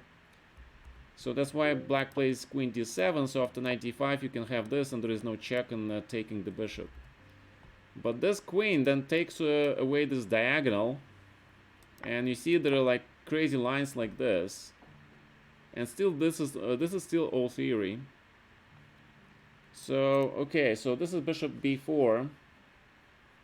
Yes, I know that Lichess doesn't have all the games, but okay. Yeah, knight c3 was very strange. I like the way Mr. Jano played. He just played d3. So maybe the only reason is that maybe black can play d5 here immediately. Maybe this is the reason, guys. Maybe this is the reason, because the pawns are kind of weird here. But I think white should be better here. It looks like white should be better here. Although the computer doesn't agree, but bishop e6, knight g5, it definitely looks better for white, yeah. King h8 looks normal. And then even he can just take and play rook a2, because the rook protects the pawn. And you're not sure where this knight goes to, yeah. Okay, but this may be okay for black, because we do have very strong pressure here. And I don't think white can play knight d2 because of knight e3, right? That's nice move. Nice move. So that's why the computer plays h3 here first, or g3. Take away the square. But then knight c7, and if knight d2, then c6 and queen e8, and the... Yeah, but there is no attack here, no attack. How can there be attack if white has the pair of bishops, especially the white squared bishop, which controls everything here? There is no attack. Plus you have this double pawns and a wonderful knight on e4. Clear advantage for white, I think. And double pawns, right? Potentially weak pawns here. Yeah, so I don't think so. There gotta be a way to play this position for black, but I don't think so. Bishop f2, knight e4 probably does not work. So d3. So what did I do? I played d6, right? Bishop g5. I'm not sure about bishop g5 though. Yeah, I think if you just go to the main line, try to transpose by playing castles, and then going for main line, what's the main line though? Right? I don't know. What is the main line here? I like h3. Castles, knight d2 looks reasonable, right? Then doing the standard thing, or sometimes going for b5 and knight c4, a6, and maybe I think white is still a tempo up compared to the normal positions. Of course, with your pawn on a5, sometimes white keeps the pawn on a4 with the idea of b5, right? Sometimes white wants to get that structure. So if you play b5 here, you take, right? Okay, so instead of rook e1, how about b5 here? But then it's nothing, right? So white has to be playing this at a very precise moment. So maybe queen b3. Maybe it is nothing. Yeah, maybe it is nothing. I don't know. Maybe it is nothing for white after d5. Maybe. Maybe okay, so maybe this extra tempo, maybe it is nothing for white. Okay. Yes, yes, Giga. But good night, Blunder Dragon. Thank you for your donation, Mr. Giga, for your cheer. Why not Bishop G5? Yes, but the problem with Bishop G5 is that it allows Black to play G5.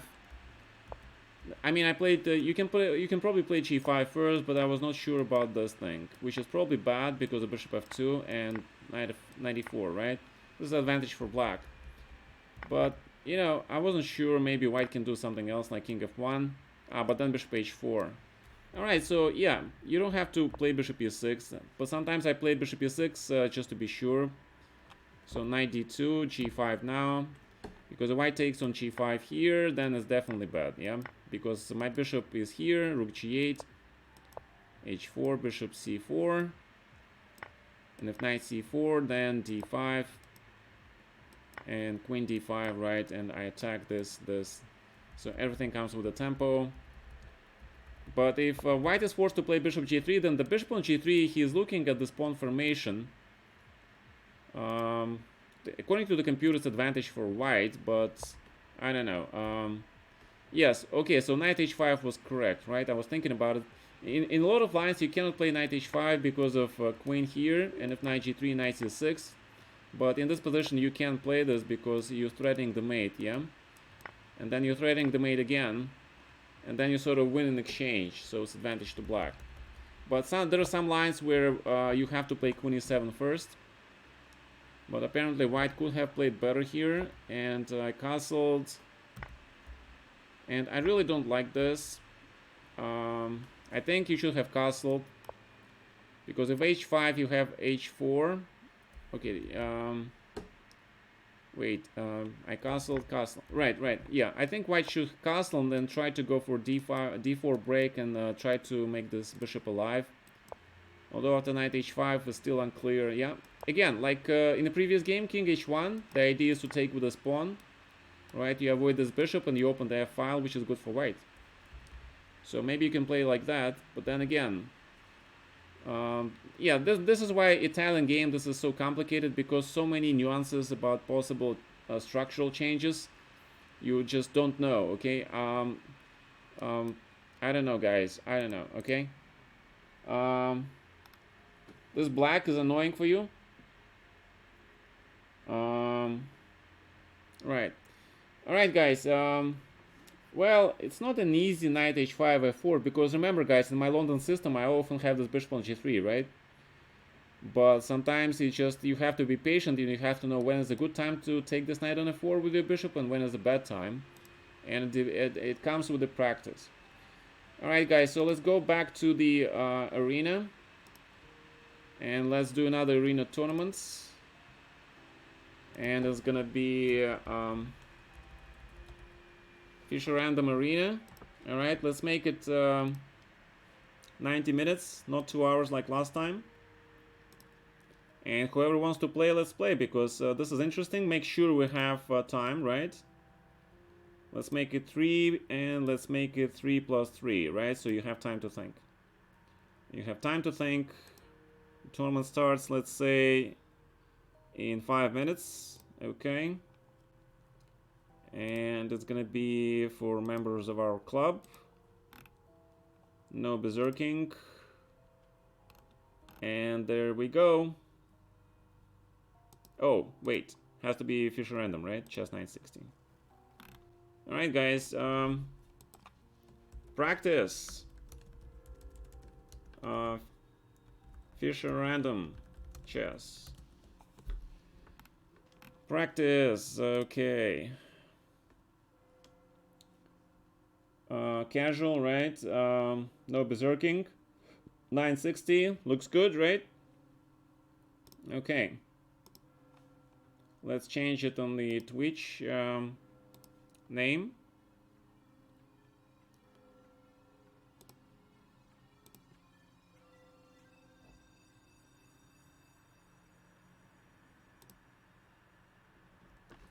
Okay, Lichess Monday.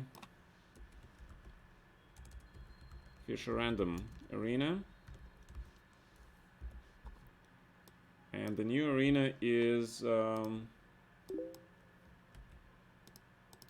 this XPLR, correct? Okay, correct. All right. Good evening, Mr. Elvis.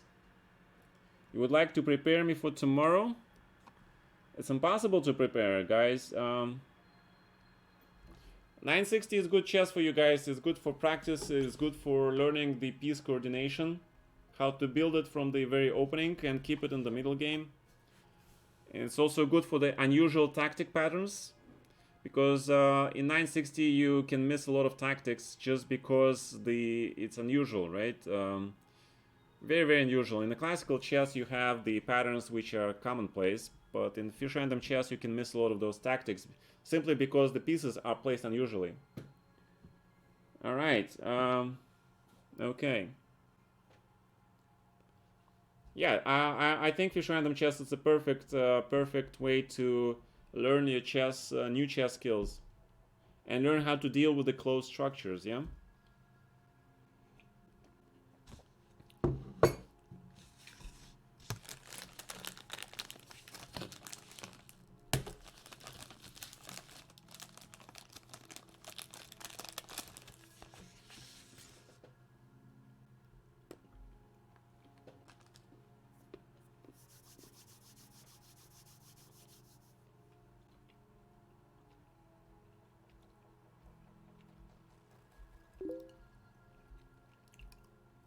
Yeah, we don't want Andromeda to get into trouble, for sure.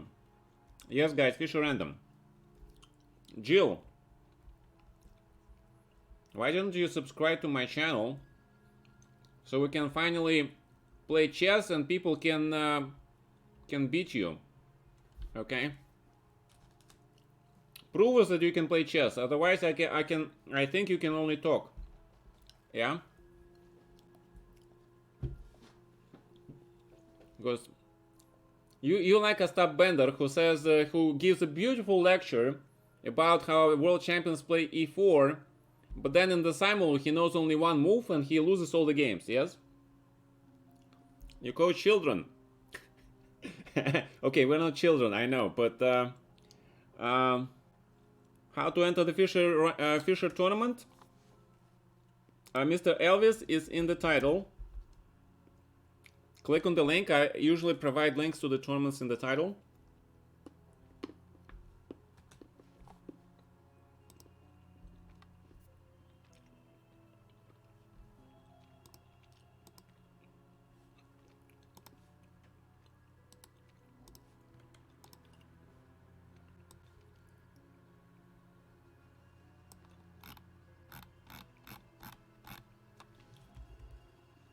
Wait.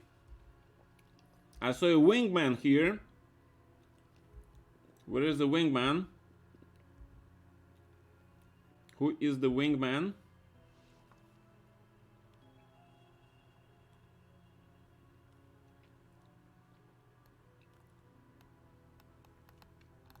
I think I saw a wingman somewhere here.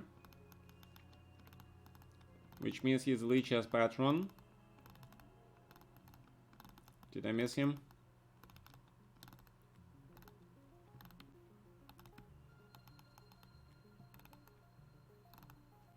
No, I don't see it. I don't see it. Okay.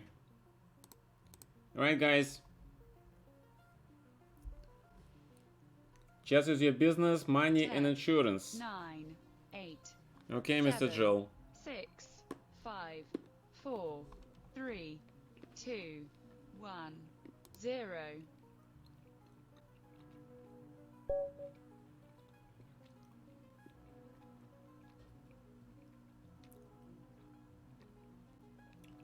Alright, good luck.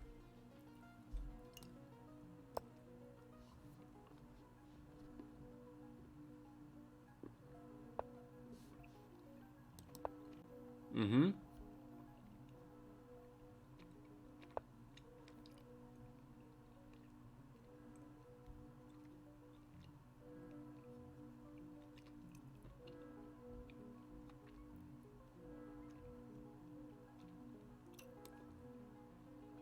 Okay, looks good.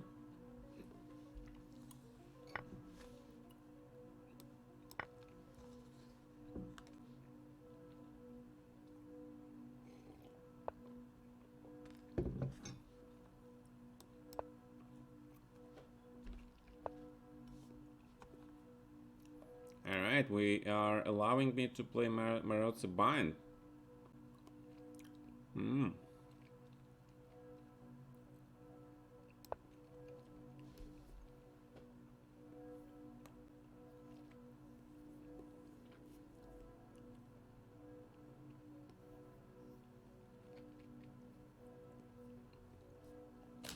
The Great Bells of Notre Dame.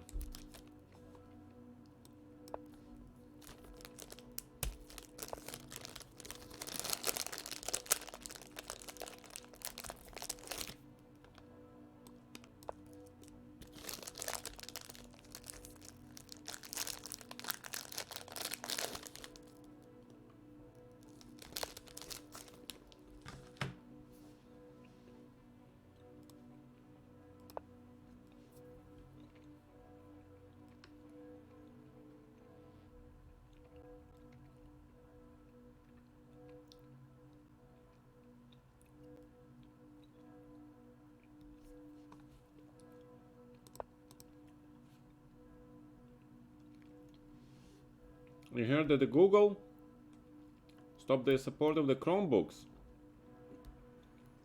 Bishop e6 versus bishop c6. I want to have the option of playing bishop g4 and sort of hitting these two squares in case white wanted to play knight h5. So the queen e3 is played with the idea of taking on g7, taking on f4. So that means I should play f6 and close this diagonal.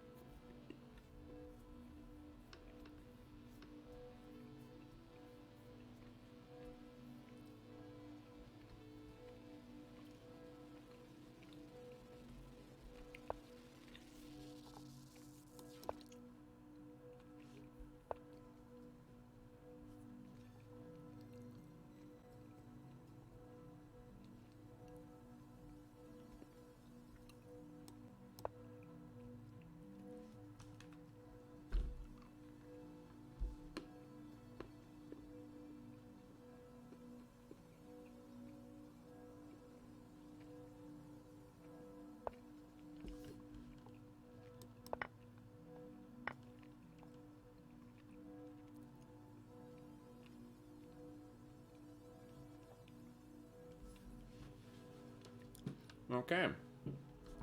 Interesting.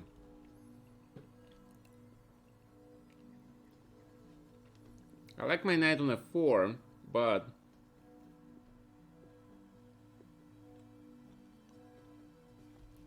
if he keeps his bishop alive, it's gonna take a lot of squares. So probably I should take this. My bishop on b8 is kind of bad though, yeah? This knight on f5 is getting very strong.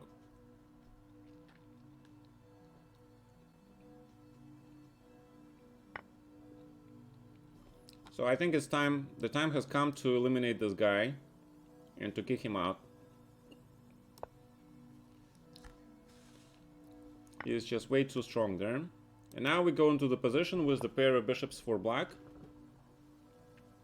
which I think should be advantage for black.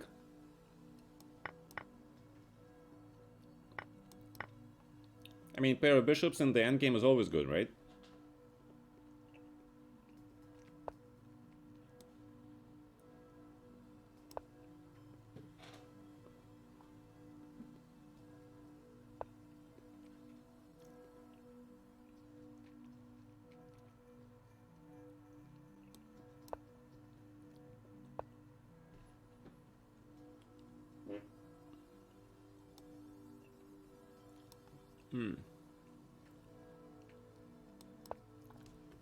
Yeah, just trade the queens, that's fine. Black should have serious advantage here.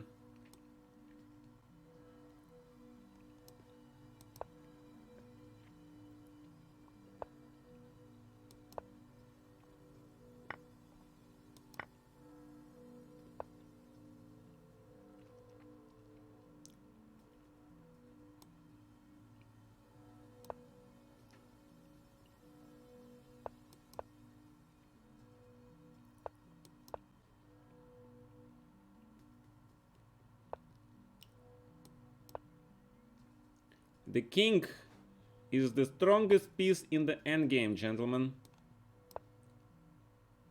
Oh, I'm blundering 95. Crap. My king is the weakest piece in the endgame. Okay. Yeah, that was unfortunate.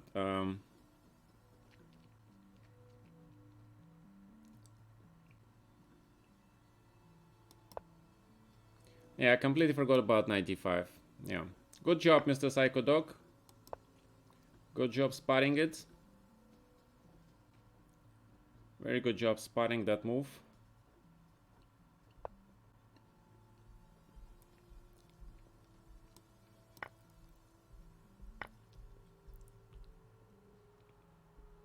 Wait, what did I do? What the hell did I just do? Oh my god.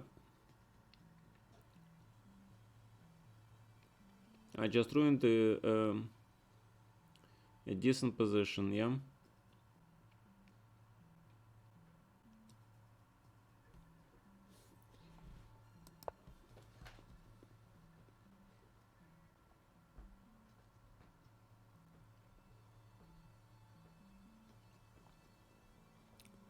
My god, why did I take this knight? Okay. Yes, of course.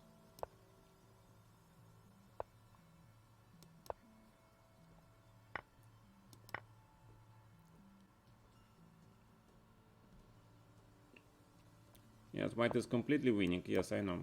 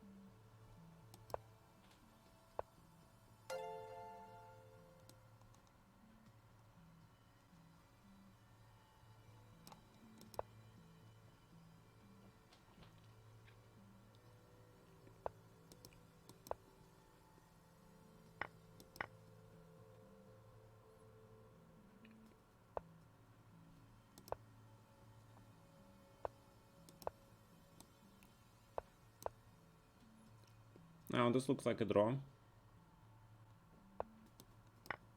No, not anymore.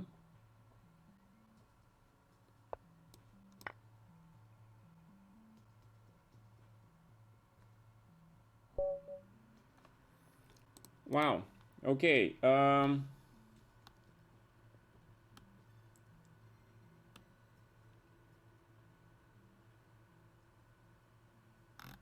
No, no, no. That doesn't. That not necessarily. F6 sometimes can be good.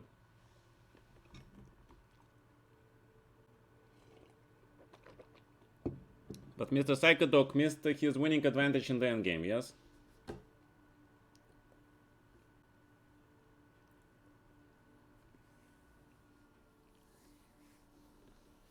Ah.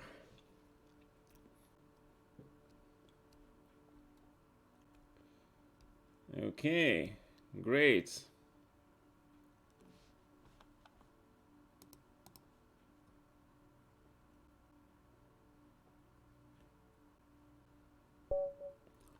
I mean, what else can you do? You gotta fight.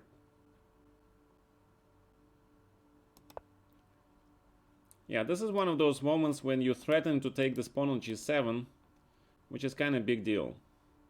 You cannot give this pawn, unfortunately. This is one of those pawns which is very, very important.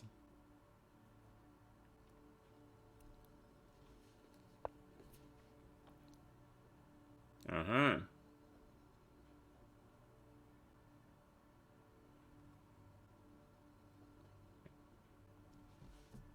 Damn. Double attack on my pawn and that pawn, yes. Alright, let's see if my statement stands. Maybe I can modify it a little bit. Can I test it? Can I just test it? Oh shit, oh my god, okay. Alright, let's test it. I'm curious.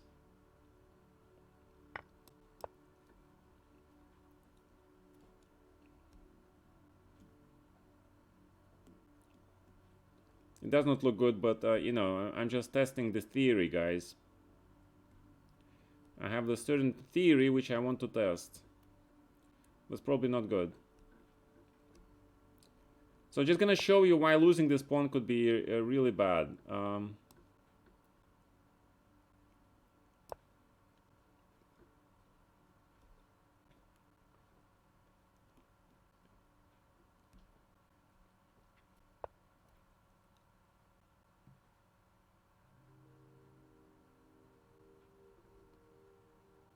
Okay.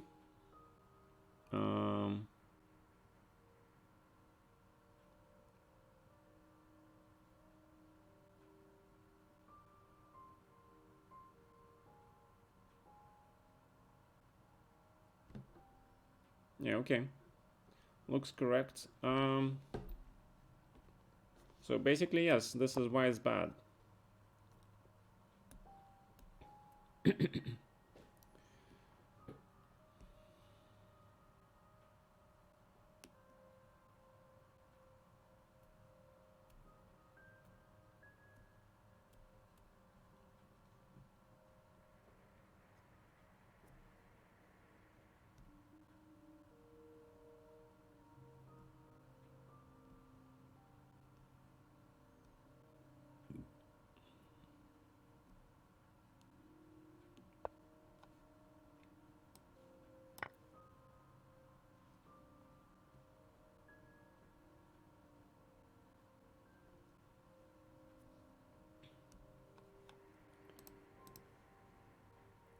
C6, yes. Could be. Gotta go. Good night, Mr. Pulpit. For endgame studies, anything. Troitsky. My favorite was Kubil and Kasparian. But my favorite book, which I recommend to all my students, is the book that I personally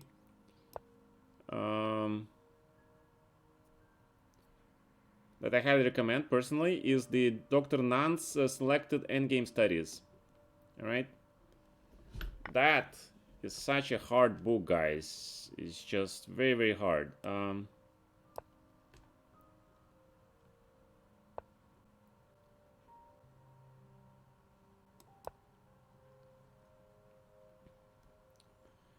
Wow. How many moves Black Queen has? My god. Seems to have unlimited number of moves.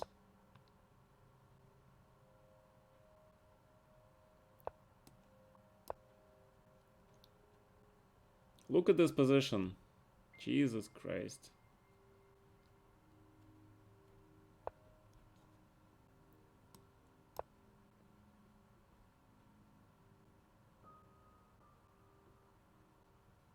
This looks like checkers, yeah? This doesn't look like chess at all. My god.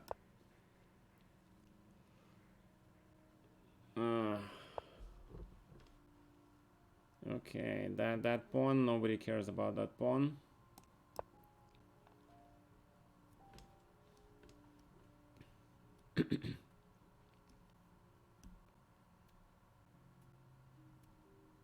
We managed to lock the bishop on a8, which is an achievement.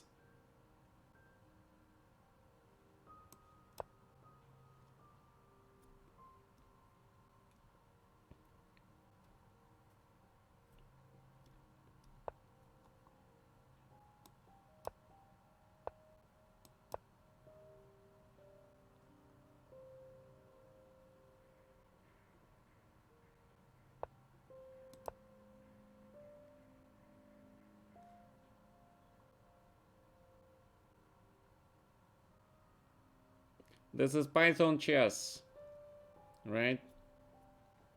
This is Python chess. I'm sorry, Mr. Jano.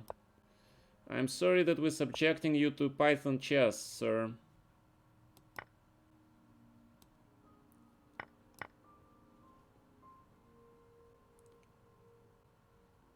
I feel bad, man.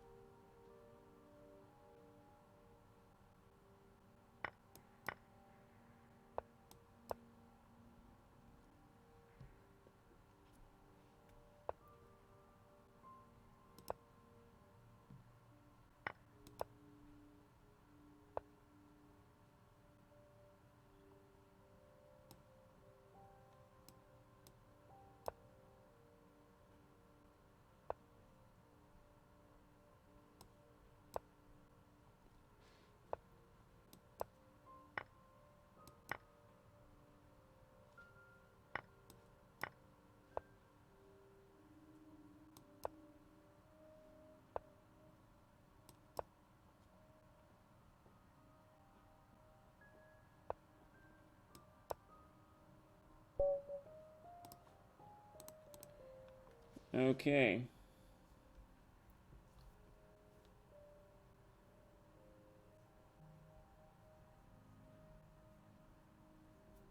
Yes, it's 250 selected endgames.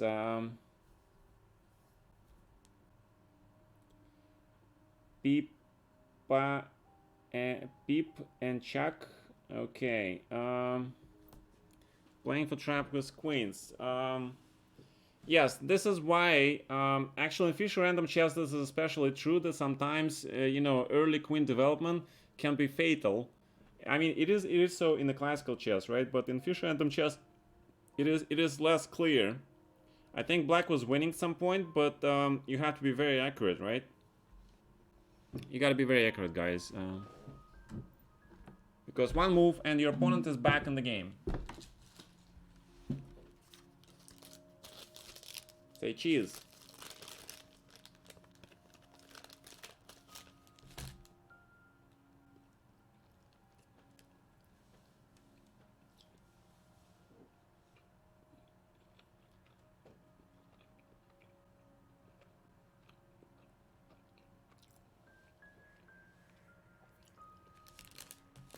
I never heard of Mr. Gino Ban. I never heard of him. Hi guys. Hi Ink.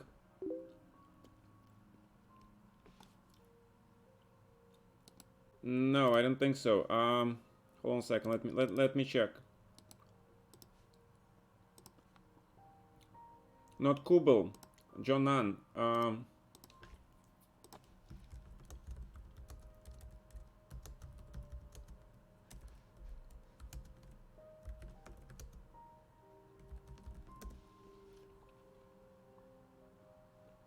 Yes, I think it's this one. Endgame Challenge. Yes, guys, this book, okay? Endgame Challenge. Very hard. Very hard. I solved maybe a third of these endgames. A third of 250. Okay? These are very, very hard. But these are very instructive. You will learn a lot. And of course, Dvoretsky Endgame Manual.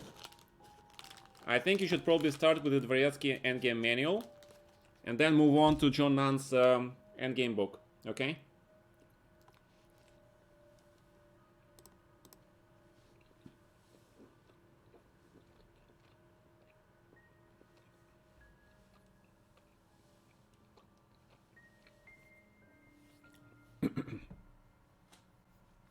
Okay.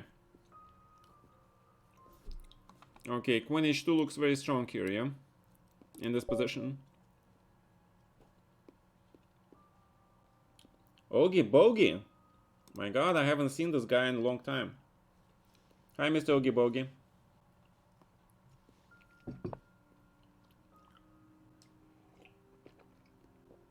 So you guys know my rule, right? When my knight is in the corner, I put him on g6 or g3 or b6 or b3 right away. You can try to play g5 or g4, then knight g3. That also works, but again, it's a habit that I sort of developed. I think it's a healthy habit. Getting the knight out of the corner. Assuming that you finished Dvoretsky, I mean, you don't have to get everything right, yeah? Just, learn as much as you can, put it away, go to John Nann's books, and then, keep going back and forth, back and forth. It shouldn't be like a book you should, like, I have to finish it, yeah? It's like any book, you have to study it, if you can. Yeah, it's like you're preparing in your semester in college or something. You keep returning to it. There's no way you can finish it. But over time it becomes like one of your favorites. Yeah.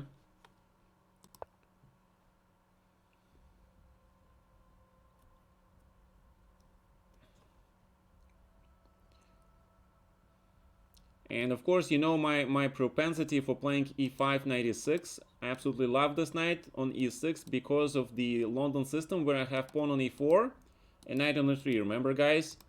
So that's where this pattern is ingrained in my memory. I have this pawn on e4 or e5, and the knight has to go to e3 or e6. So whenever I see stuff like this, I'm automatically thinking, hey, it gotta be good, right? Maybe it's not that great, but in my memory it's kind of ingrained like that.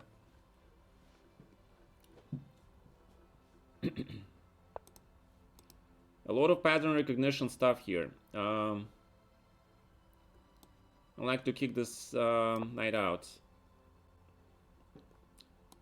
This is also pattern recognition, like in Berlin. You often find the moves like knight h4 with the queen on d8, right? Trading your opponent's active piece. Again, pattern recognition.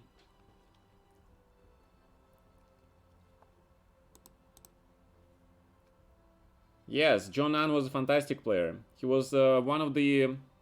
And apparently he was also one of the best mathematicians. He was... I think he was... He graduated like something like very young and one of the most prestigious English schools, yeah? With the doctorate in math or something. I'm not the biggest specialist on Dr. Nunn, but yes, the guy was famous, yeah? He's retired in a surfing town called Bude. I have no idea what is that. But is he still doing mathematics? He was in the world top 10 candidate, and he was also a mathematics genius, I think.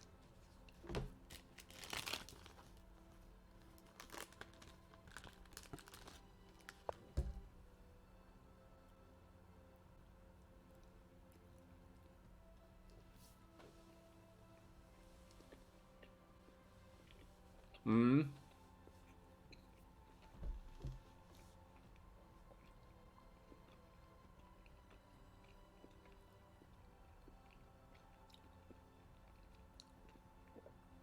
Alright, how are we going to play this position, guys?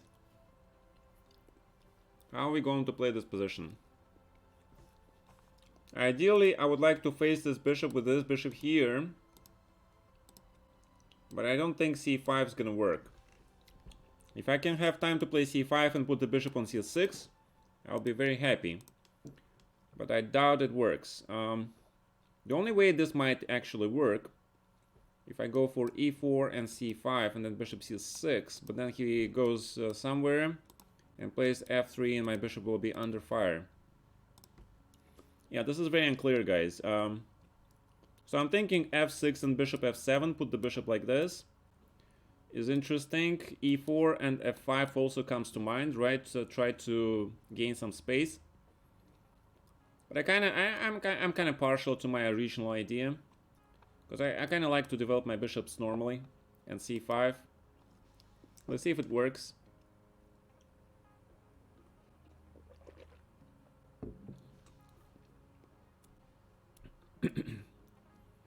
Let's see if this works. My bishop on h4 is kind of bad. That's true. But everything else looks okay.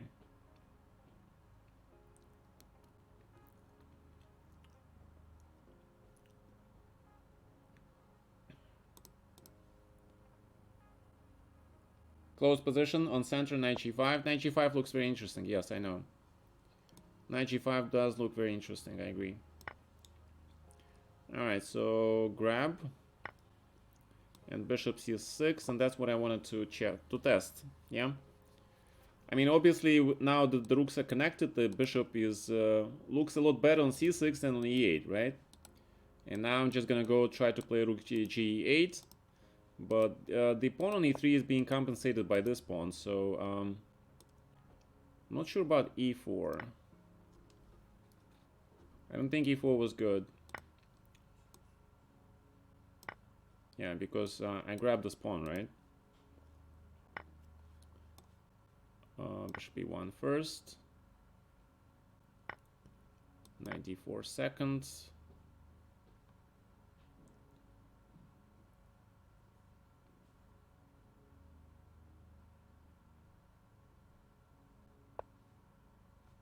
And simply knight f3 third. Take. Oh, bishop e4 check, right? My god. Okay. Alright, so... yeah, so white just mistimed his e4. But otherwise it was not so clear. Knight g5, yes, interesting, I agree. But I kind of like to develop all my pieces first before I go and do some play, right? Because I think it's a lot easier to play chess when you have all your pieces developed first, right?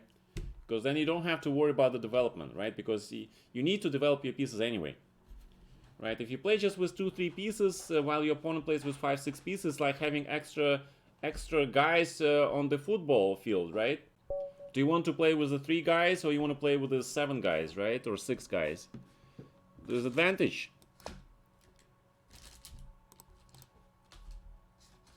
Okay, the chocolate and cheese time is over. My chocolate and cheese time is over. I was using the thing that my wife was nowhere near that. She was doing her stuff. And I was eating chocolate and cheese, and now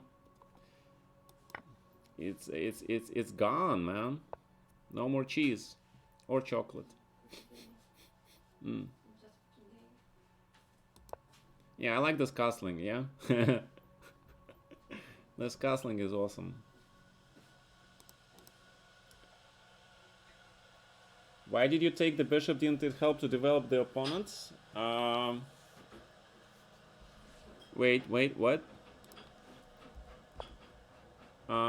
Yes, it did, but his king is now a little bit weakened because he has some holes here around the king, right? I think that's actually more important than the actual trade. And my queen is on this diagonal, right? Already. So imagine if my knight somehow gets to g4, goes to h6, it creates a lot of possibilities, right? So you gotta think in terms of the overall effects. Okay. How do I play this? Good question. Should I play d5, d4 maybe? And try to grab some space, right? This is kind of curious moment because sometimes this grabbing space with a structure like d4, f4 maybe it's not so great. It depends. In this case, I don't give you my bishop. I think you should have played bishop h3 and going for that sort of structure. But okay, I could be wrong. Let's get the knight into the game. Finish the development, which I was talking about, right? And once you have finished your development, then it's easier to play. The rooks are connected, the knights are connected, and you have potential play now. So we're gonna play chess, yeah? Now we're gonna play chess. Because knight on g7 is developed, but he is limited in his abilities. Bishop h3 I like, okay, I like this move. However, after knight e5, I win a tempo, right? You have to go here somewhere. Let's grab this guy. And put the second knight to f3, why not? What is this very strange music? Hold on a second. Alright, let's change it.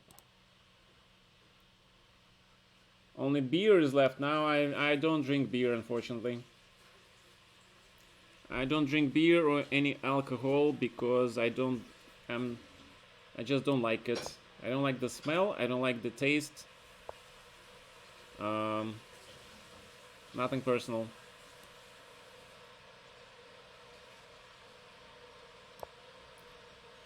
Alright, I think black is actually fine here, yeah?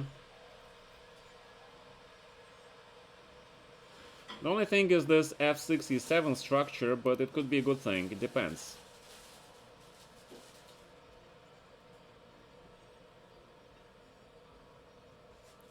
The question is, the only thing about this structure is that black will be unable to play c5 some point, because if my knight gets to e6, it's game over, right? So how can my knight get there? If black trades this and my knight gets to d4, then he goes to e6, right? So I don't know. This looks slightly better for white, so probably potentially you want to castle double here, just not blunder knight g3, queen g3, queen takes f3, right? So it's important thing not to blunder that.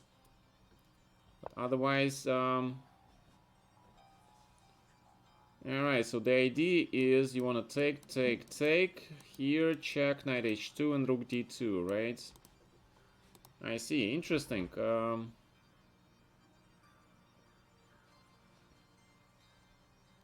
That's actually very interesting. Alright, let's kick this queen out. You're not welcome here. You're not welcome here anymore, sir. Oh, lady. It's a lady, right? This lady is no longer welcome in this house. Alright, let's attack the pawn.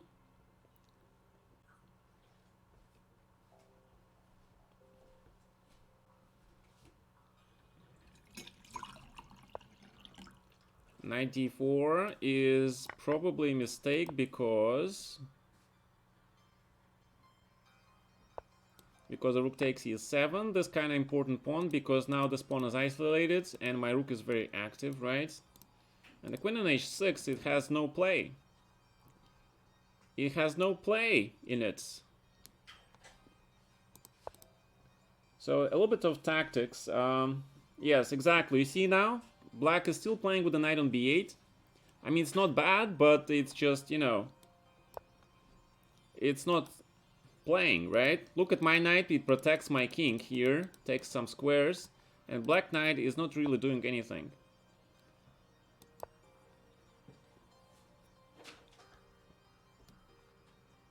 And you see the way I'm trying to circumcise this knight, right? Take away squares. Oh my god, I keep misusing this word. Circumscribe or Jesus. All right, you get the point. People play with keyboards so fast. I've never heard of that. I've never heard of that. Maybe. I don't know how to use keyboard. Yes, in circle. No, but not exactly in circle, but sort of like to take away all his squares away from him, right?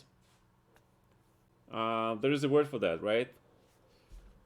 In my vision, in my mind, it comes from the math, right? Where you have this triangle in the circle or something. And it's always some incircumscribed or some... my god, forget it. Circumbambulate. Okay, maybe. I don't know. Okay. Maybe. Okay, we're looking at some French potential structure here. Okay, and where's this bishop gonna go? Let my bishop go, right? Knight c6 I like. I like this bishop on g2. Nice bishop. This is nice bishop.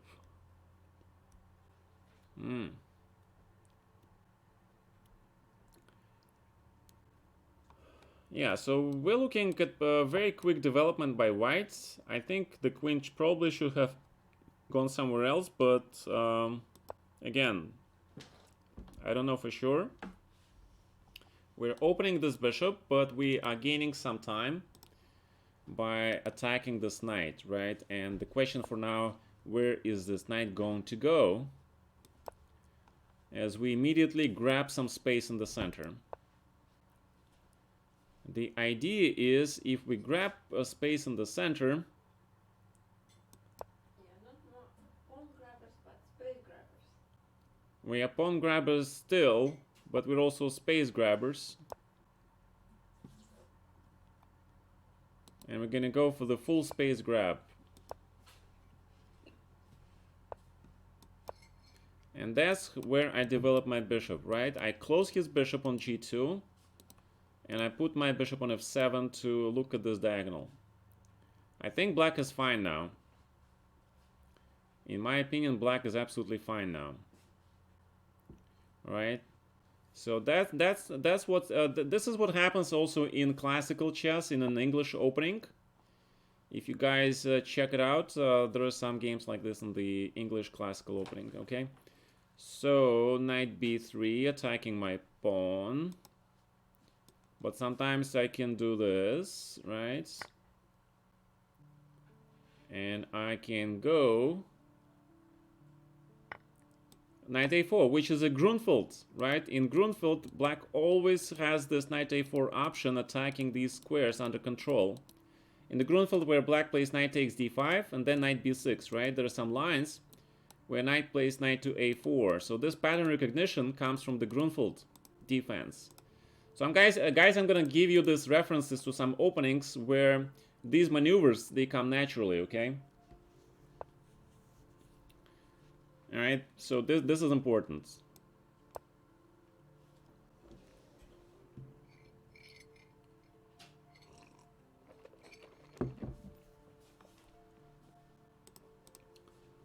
So that's how the classical chess and the Fischer chess, they come together. When you're looking at the structure and you're looking at the standard piece development, okay? Yes, white gets this knight on d4. That is true. But you should not have traded the queens because you're giving me extra tempo, man.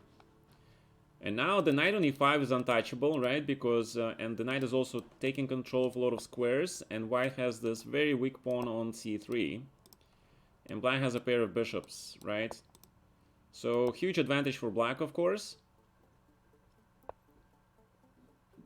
And we're gonna try to increase it. Which rook? I don't know. Probably this rook, because this rook is doing nothing here. We're gonna start hammering this pawn. We're gonna hammer this pawn. Prepare to be hammered.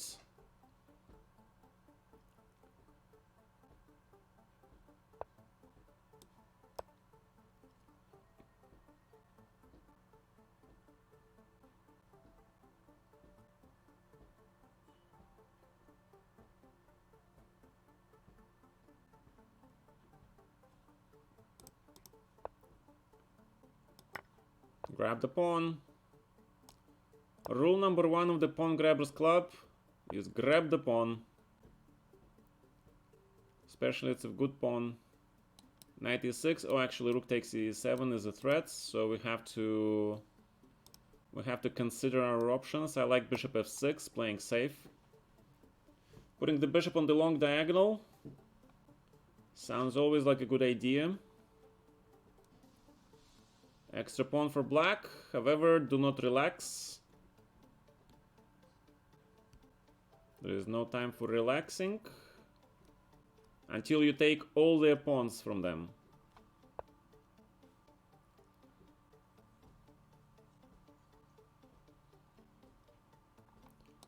Possibly with the idea of knight c7. I don't know. I mean, I can take this knight and then play rook c6 probably. Probably I should do that, yeah. But my light squares are now weak. The idea was to play rook b6 here. And sort of take over this B diagonal, but again, I'm not completely sure about this. I have mixed feelings about this move.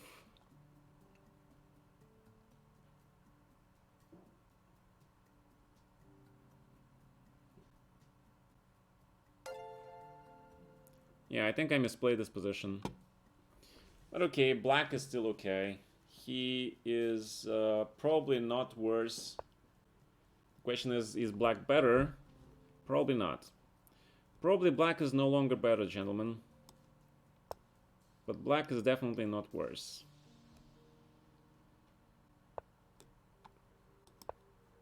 Yeah, but he should have played rook a1 and grabbed the pawn, right?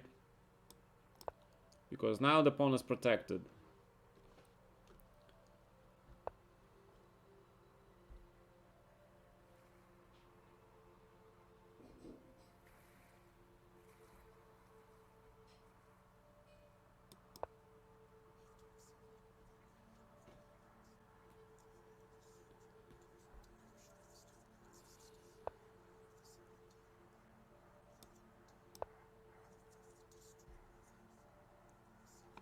And the knight opens the way for the rook. The knight on d4 was perfectly placed. I'm not sure why white is touching this knight. Allowing the rooks to double in the seconds is not a good idea.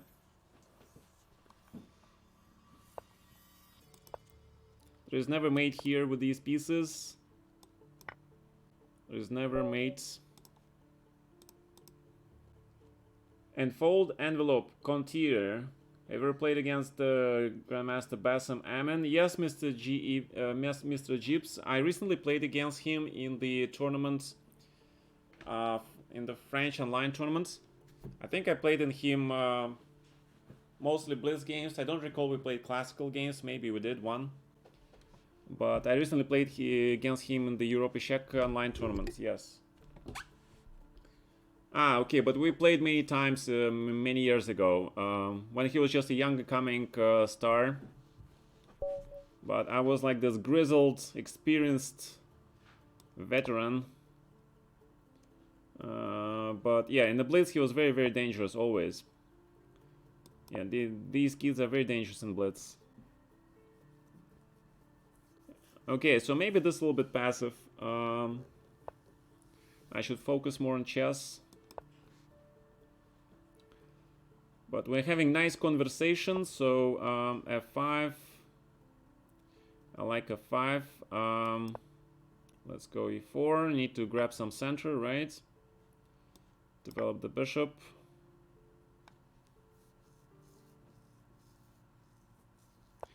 Yeah, one of the guys who plays Fischer Random Chess really well is Wesley So. Wesley... Yeah, and black prepares d5 and e5 and knight e5. Yes, okay. Yeah, so I would say black is fine. Black is fine. Maybe I should play d5 here first. Sometimes if you see a position you're not gonna like, you try to throw the wrench. Is that how it says? What is it called? Throwing a wrench into the works, right? What is that expression? Try to make things up anyway. And to prevent your opponent plan. So I think black should have played d5 and then knight f7, right? And then e5. Because this way you kind of make sure I don't get what I want. Because this way the bishop on e8 is kind of stuck a little bit.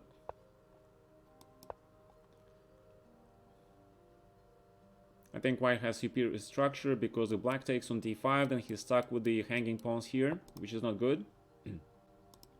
But if you play e5, then you'll be stuck with the isolated pawn, which is also not good.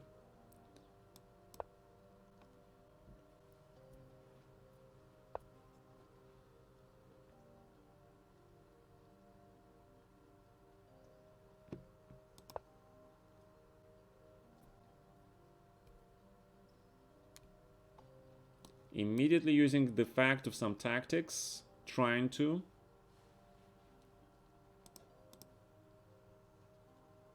Chess 960 helps improve your regular chess in any way. I think it's just like classical chess, except that there is much less theory and it helps you to understand chess better. Okay. I think there is a very rich potential in chess 960 because many unusual piece placements patterns. There are a lot more patterns in chess 960 than in classical chess, right? And if you learn from those new patterns, then you recognize the possibilities, right? It's not better than classical chess, but it just offers some unique incentives.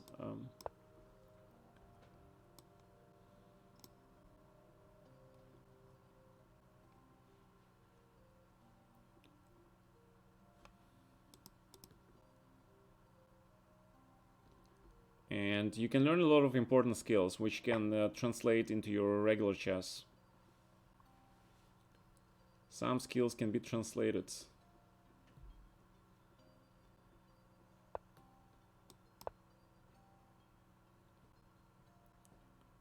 Yeah, see? Pinning is for winning, like in classical chess. Pinning is for winning, guys.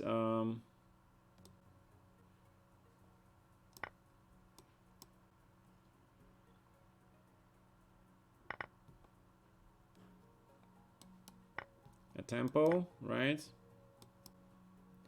And you get an extra rook. Okay. I mean, what is important in Fischer random chess is that you have to think very carefully about your opening. You have to be, you know, spending time in the opening. You have to figure out the way to develop your pieces. In classical chess, it's important, but because some lines, some theory is very forced, and you learn that you can go for some forced lines, like for example, poison pawn variation in Sicilian Najdorf, right? Black is playing basically with one queen for the first 12 moves. And he still survives, yeah, but only because the theory is developed. Here in the Fischer random chess, I don't think you can do that. So you learn how important it is to develop your pieces.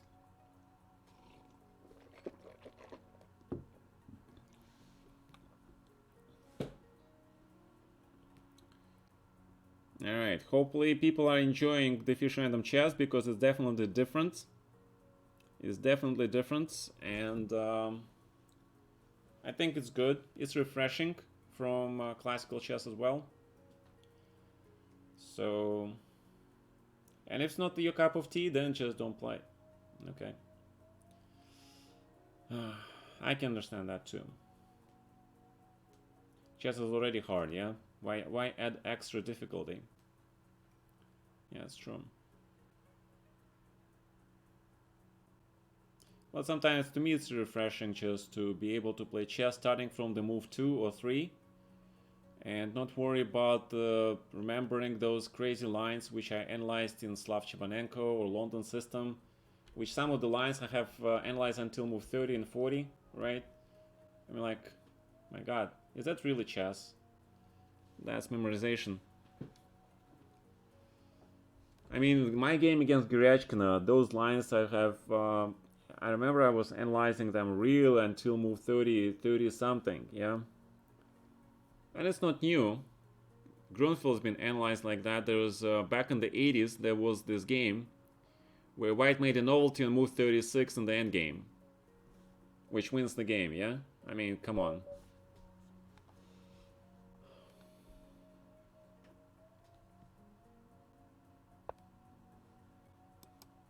Alright, developing the knight from the corner.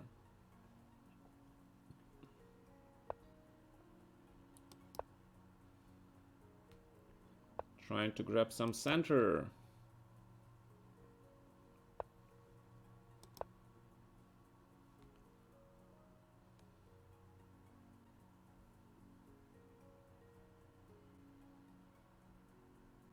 In general, I think that in Fischer random chess, it's important to grab the center or deny your opponent grabbing the center because but maybe I could be wrong. I don't know.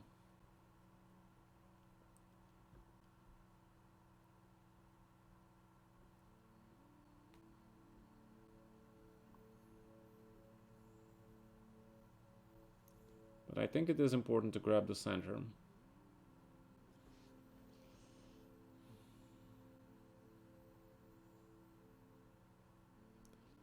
The problem now is white bishop on b2 going to ever join the game or not? Maybe. If black managed to finish development in castle, then he is absolutely better. But the question is, can he do that without white undermining the structure somewhere? So that's a good question.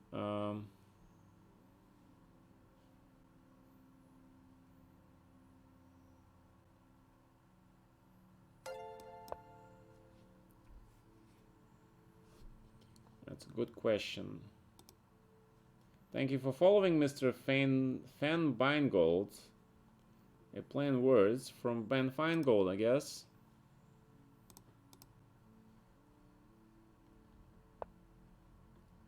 Queen for free.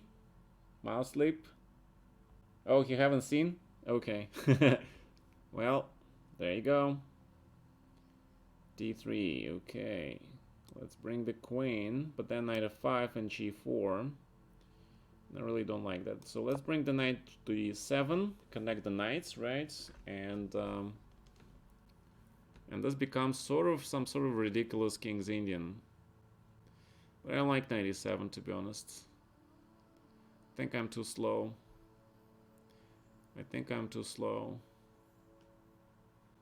Maybe not, I don't know. Yeah, F4, but F4 allows taking.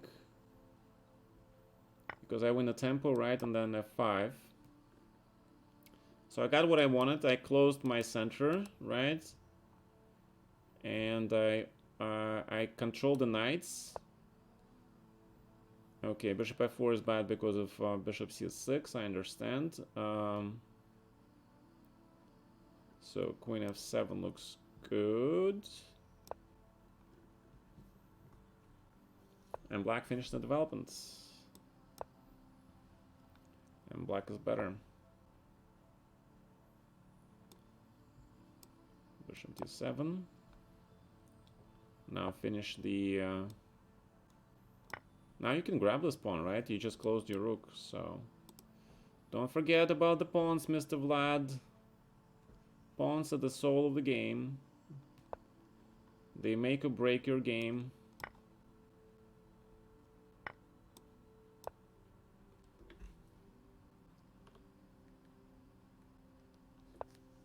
Those little foot soldiers, they are important.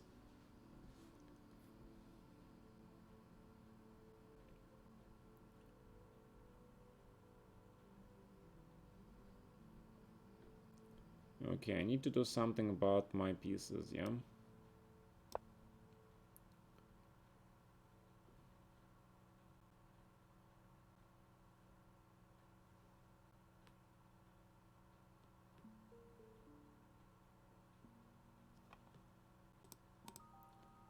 Is it a practical goal for someone who started studying chess at age 22 to get any title? Sure. It's absolutely possible. I don't see why not. I don't see a problem with that at all.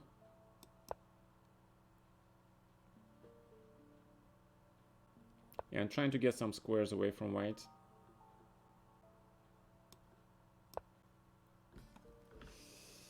Trying to consolidate and then win with an extra pawn.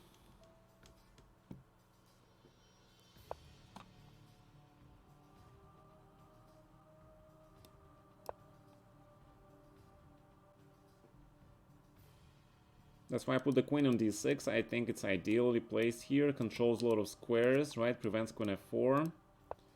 And protects everything. So maybe knight g6. 95 also looks interesting, but maybe bishop h5 or something is coming up. That's the only thing that kind of bothers me. If I take on d5, bishop takes, king h7, he takes on e8, and then takes on f5, right? So that's the thing that I don't want to allow. But bishop h5 is unpleasant, yes. Okay, so maybe knight g6 has to be played. Maybe it's gotta be played.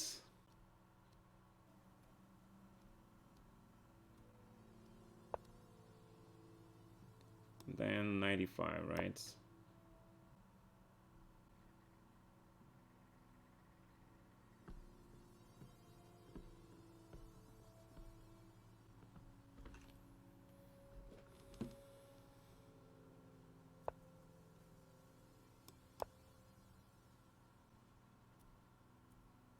When you have your pieces mobilized like this, you should not be afraid to play g5. You should not be afraid to make moves like that. Because your pieces are so well placed. So do not be scared. And now I simply go after this knight.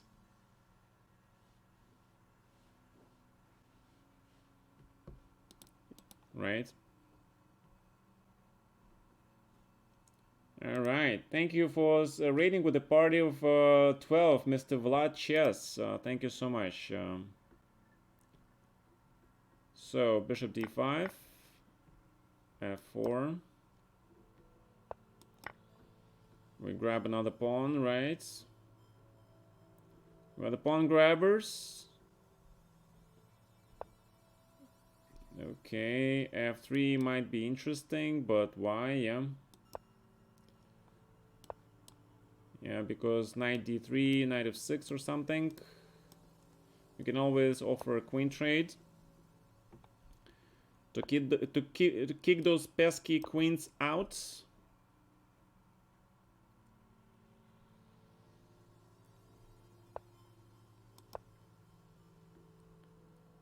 Simply keep rolling and rolling like a little Energizer bunny. Okay. Hey guys, hi Vlad Chess, thank you. Thank you, famous wizards, crushing noobs, as always. We're playing Fisher Random Chess, Mr. Vlad Chess.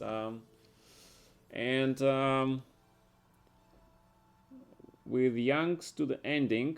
With Youngs to the ending. My god, what language is that? Okay.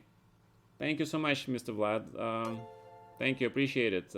Yes, we are playing Fisher Random Chess to develop in our viewers the ability to play chess without theory, to learn the basics and apply classical chess principles. Instead of bishop e4, only 20 games. Bishop e7. Yes, Mr. Giga Chat, bishop e7 is actually also a very popular move. Correct. Very interesting. Hello, Mr. Thomas. Yes, Mr. Giga Chat, bishop e7 is also possible. With the idea of b5, knight a5, and I think, yeah, I was also looking at that sometime. It's not bad. Yes, it's actually very interesting.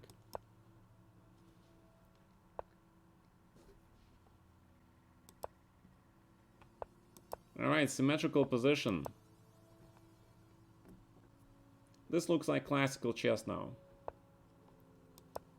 This looks very much like classical chess with both bishops developed. Oh, I wanted to play d4, but okay.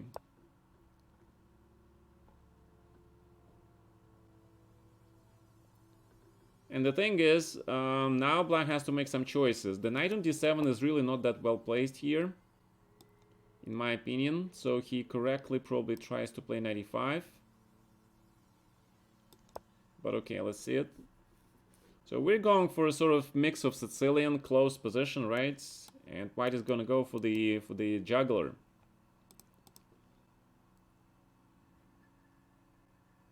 Mr. Woltzman speaking some famous poetry, right? Dude, poetry is awesome. Poetry should get some good poetry skills gets you girls, man, right? In general, yeah. Let's not make too much statements. But yes, guys, if you want to win your ways to a girl heart, poetry is one of those things. Simping, I'm not sure what simping is, but maybe you mean singing. Singing, playing guitar, playing an instrument certainly helps as well, for sure. It certainly helps as well. Alright, I like queen g5 here. I mean, knight f5 probably also works, but it's kind of prosaic. It kind of is prosaic.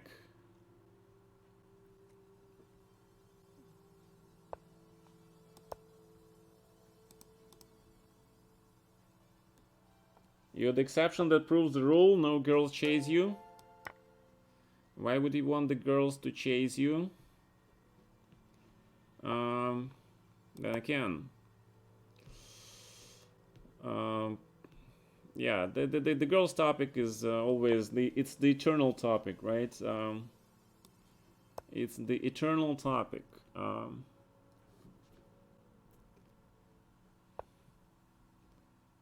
Okay, let's grab this pawn so we can activate our knight.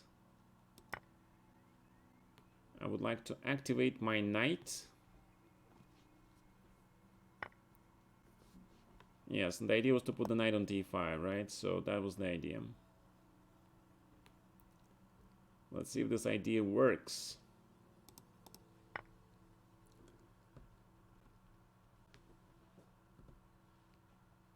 Ah. Well, I don't know, man. I'm not the expert in the topic. I'm really not the expert in this topic. I believe in a partnership where both sides bring something to the table. Alright? But that's my pure belief. Okay. Well, let's grab another pawn. Knight on d5. This knight on d5 is very strong. Why is chess not in the chess variants, only chess? And chess.com don't find opponents, only the bots. Because they're not interested in making Fisher Random Chess popular. Nobody wants to spend too much money playing something where very few people play it. Alright, how do we play here? King f3 looks normal, right? King f3 looks very, very normal. Yeah, I think I'm winning now because knight g5 then runs into rook g5 and queen f8. Yeah, yeah, that was important. Important minor detail. All right, Mr. Vlad Chess, thank you for joining. Thank you for the raid and have a good one, guys. Yes, it's actually a very philosophical question about the energy, right? There is such thing as energy. If you're into the Eastern philosophy, then you know the concept of energy of qi, right?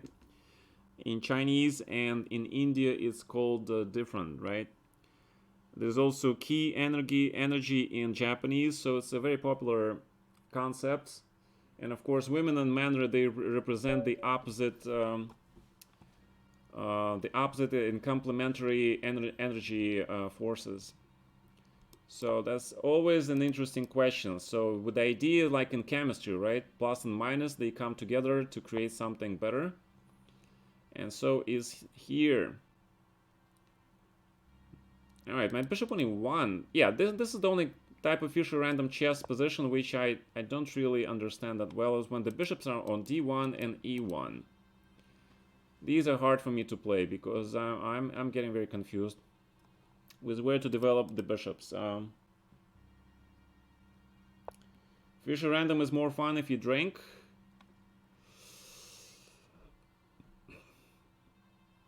I don't know. I don't know, man. Maybe. I'm not a drinking guy. I mean, yes, socially, yeah. I mean, socially, of course, but I don't know, guys. According to French, a glass of red wine a day keeps your heart healthy. Alright, let's chase this knight. Okay, so this is like Alekhine, right? This is like Alekhine, so let's see where the rabbit hole leads to. Let's see it. I mean, this is sort of the Alekhine, but it's not exactly Alekhine, so let's see it.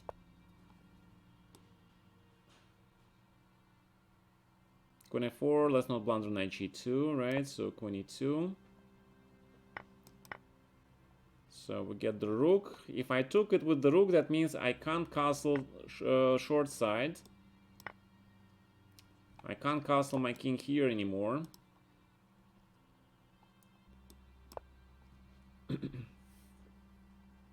And the question is, do I need to castle that way? I don't think I need to castle short side here. Bishop c6 looks very good, yeah? And probably knight c5. So my pawn on f5 is kind of hampering his development with e6. So that's good news.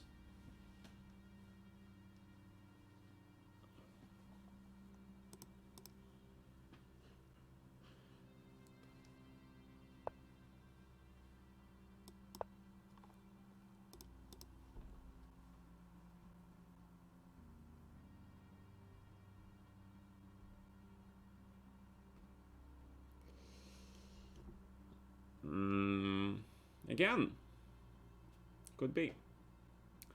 Different people try different things. If it works for you, it works for you, man. I'm very happy for you if it works.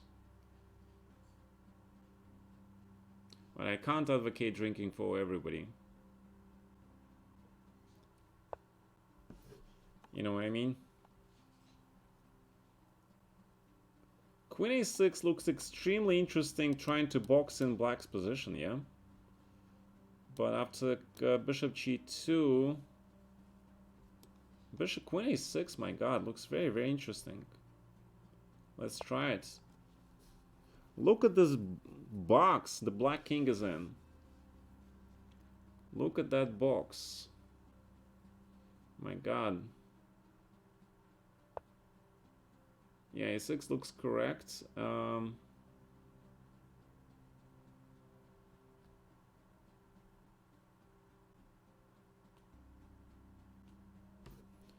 let's grab this pawn. No free stuff, right? No free stuff for your opponents. a4.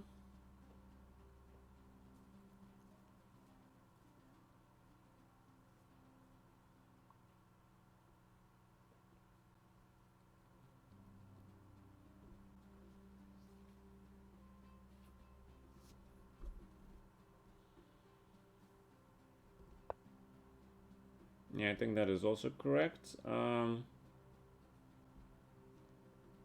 So probably my mating net did not happen, yeah, but too bad. Too bad.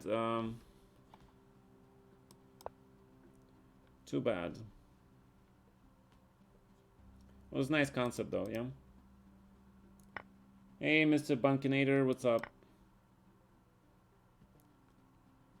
But I still think white is better because black, with the rook, you know, opening the d file, black can no longer castle short side either, but he still has to solve his problem with the king, right? He still has to solve this problem because if he does that, then I have the c6, right?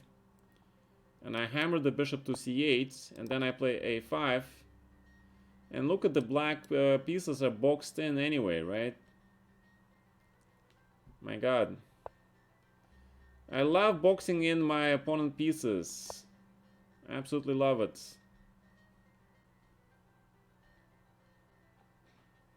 Look at these pieces, poor pieces, right? Poor guys. I have a pity for these pieces. It's all a bit of Fisher Panda, black and white. The worst thing is that black didn't castle into this. Yeah. So bishop g3.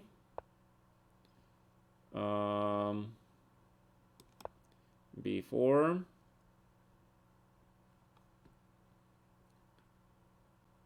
And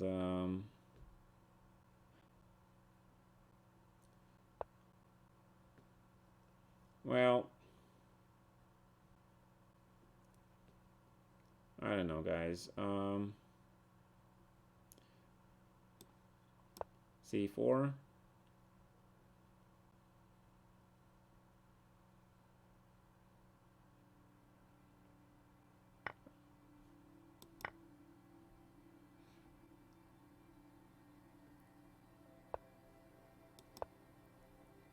Okay.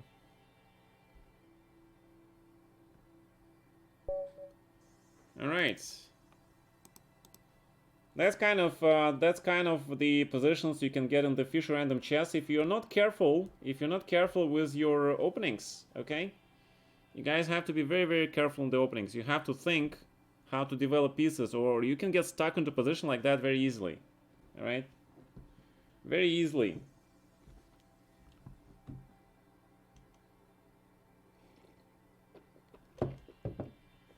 Even a grandmaster can be stuck like that. I remember once in Mainz tournament in Fisher Random Chess, I played Mamedjarov.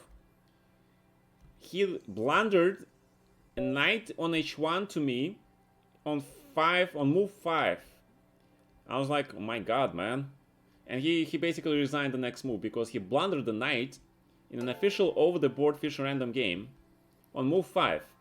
So he played something like g3 here, and then at some point his queen went to e4. I went bishop d5 and grabbed the knight on h1, and he resigned. So the you know, even for the grandmasters, yes, he wanted to show us the full box, I guess. So we have to thank him for that show. A big thank you to my opponent for playing until the end, showing that fighting spirit is important.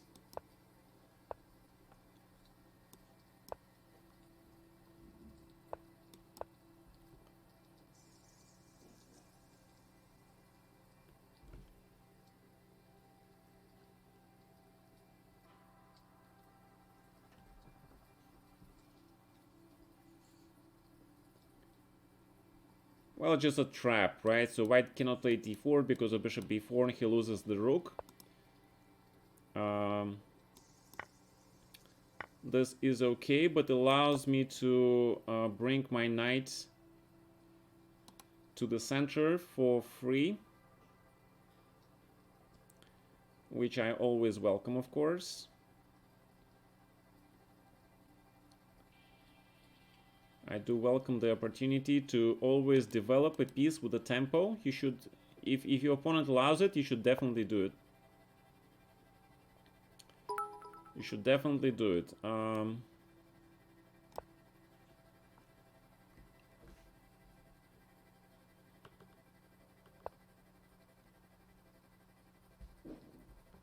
Okay, so the knight is going to f5 probably, so let's castle.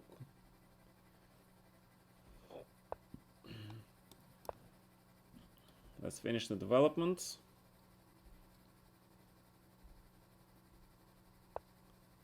Put this knight on f4.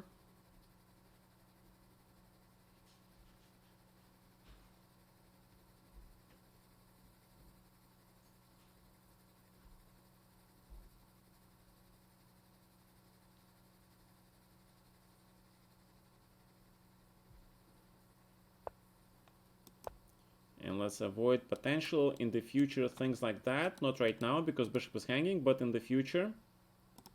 Right, and we're also potentially preparing g6 and kicking this knight out. So let's kick this guy. And I don't want to give you my bishop for it, but then I have to waste an important time, right? Okay, fine. You want this bishop so bad you can take it, but I'm gonna grab the center. My king is safe. The knight on b2 is really not that great, so I'm happy with the black position here.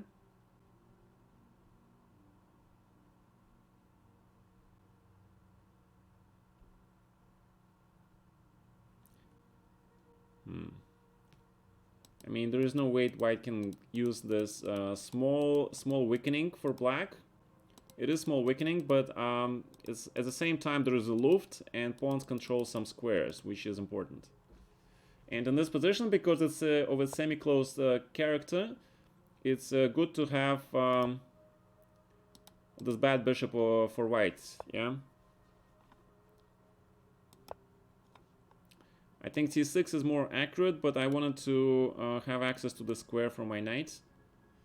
Again, semi-closed position favors the side which has knights, right? If white is going to play knight a4, that knight will be on the rim, which is good for black.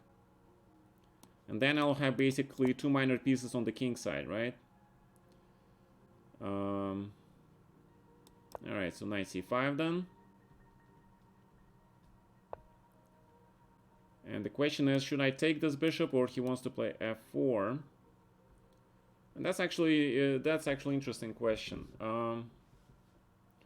That actually is a very interesting question. I don't know, because if I play knight e6 and he managed to play f4 and bishop g4, my knight will be not quite useful.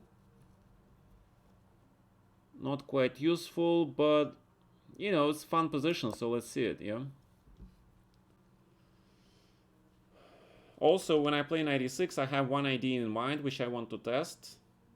I want to play f5 myself, while his king is being pinned indirectly, but still pinned, right? Of course, you take this, and you have to play f5, preventing f4, and going for the structure, right?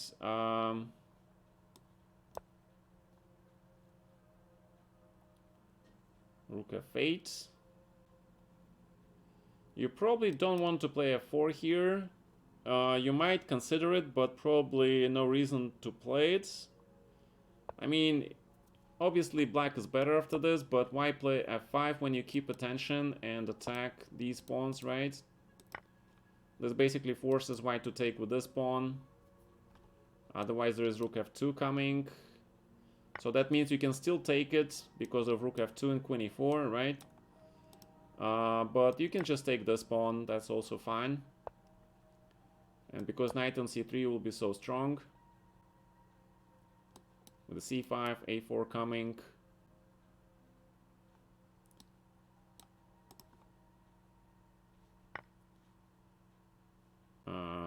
This, then, yeah, but then, okay. Elvis, you played a little bit too passively, man. 5-minute Fisher Random is a killer. We are playing Fisher Bantam. Thank you, Mr. Binfield Cottage. Thank you for your cheering. Again, Mr. Elvis, you have to be playing a little bit more active chess. Here you did okay. I really think bishop e2 maybe not necessary. Maybe instead play knight f5 first, right? And then maybe g3, because... and then you can think where to put this bishop. After you played bishop e2, castles, castles, knight f5 I like. I think c3 probably is the source of your problems. Maybe rook e1 with the idea of bishop f1. Because bishop on f1 such position stands really well because you're preparing g3. And that bishop covers the square, right? And you can always play knight e3, g3, and basically kick this knight out. Alright? Or you can play knight d3, try to trade the knight, okay? Because your knight on b2 is bad. I would recommend you to trade the bad piece for the good piece, okay? So look for the ways to improve either your pieces or to trade your bad pieces for good pieces by your opponents. There is such thing as the favorable trades, guys. Like in esports, right? There is this term as the favorable trade, which means you sort of exchange punches with your opponent, right? But you do more damage. That's called favorable trade, right? And the same thing is here. You know, you see which piece is ready to deliver you a punch, right? And you try to exchange it for your piece which is not doing punching at all.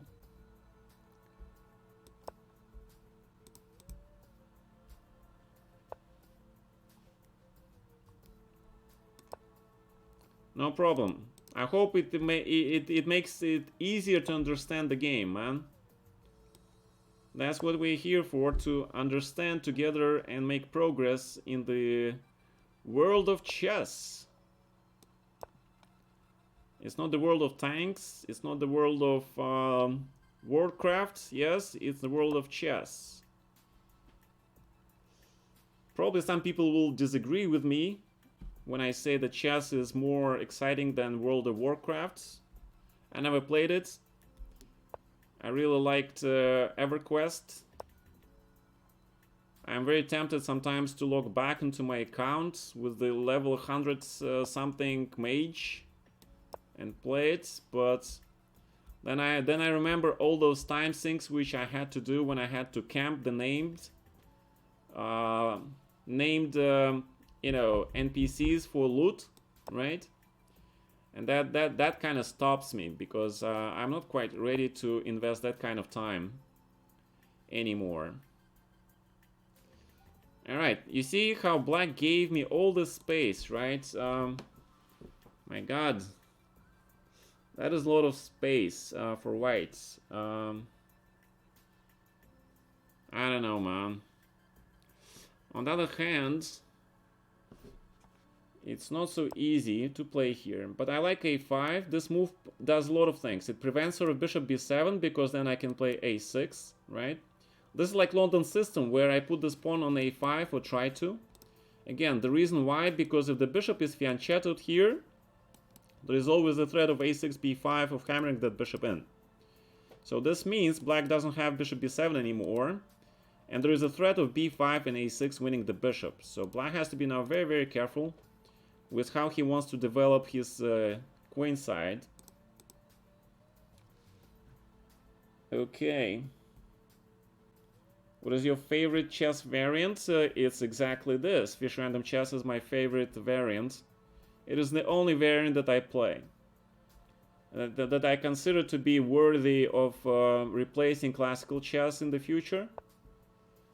If it is not ready now, it is very worthy maybe later. Okay, now we're ready for e5 because now we can play a6 at some point. Because if black plays a6, then he'll be fine, right? Alright, so let's trade this guy. And let's play a6.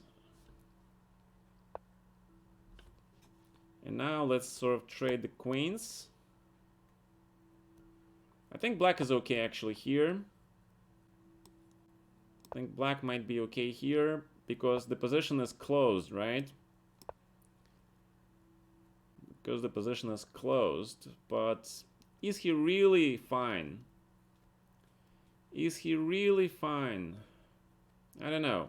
Debatable. We have to find out. We have to find out, guys. The only way to find out is by playing, right? And knight c5, of course. Now this queen is in serious danger of being lost at some point. Right, so black again will have to be very careful with this queen. Moves like knight b3, knight d2, knight a5 come to mind. Not immediately, but potentially in the future.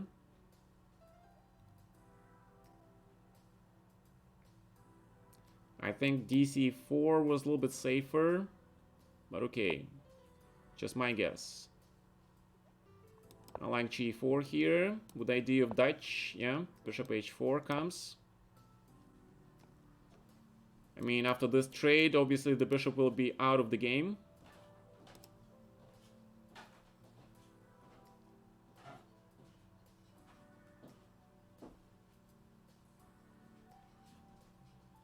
But maybe it's not accurate, yeah, because of g5 here. Yeah, maybe that's not accurate, actually.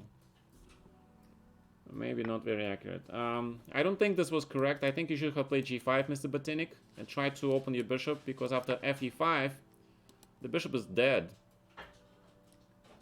This bishop is dead. You want to play g5, I understand, but your bishop is still dead, right? And now the queen has access to a lot of squares here.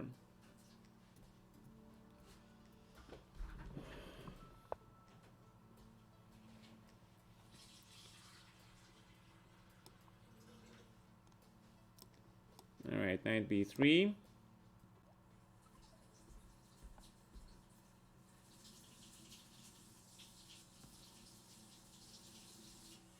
See how this pawn on a6 is actually very good because it prevents knight b7, and now knight goes back.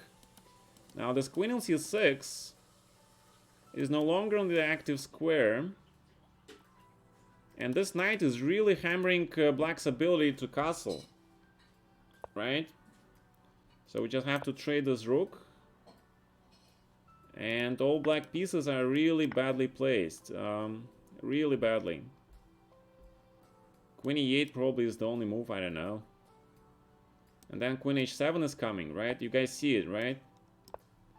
A complete lockdown on black piece formation.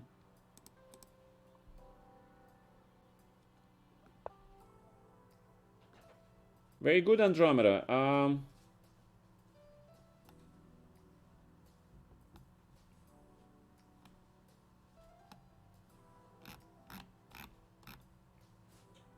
That's what happens when you're not tired. Yes, it actually does help a lot when you're not tired.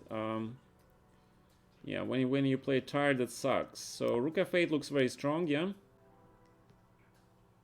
And then queen d7 looks very, very strong.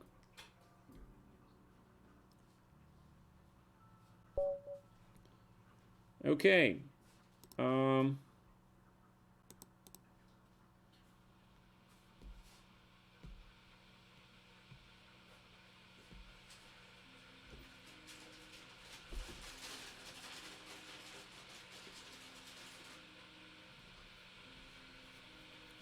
All right, guys. Less than 1 minute left. Time probably for one very last game. Hopefully, you guys enjoy some future random chess. I mean, it takes a bit to grow fond of it, but once you do, once you realize like all those pretty geometric new patterns you can learn and practice, it sort of grows on you. Yeah, try to play like I do. Try to like neutralize your opponent, box them in sometimes. Play the structure is actually helpful. It can help your classical chess. Yes.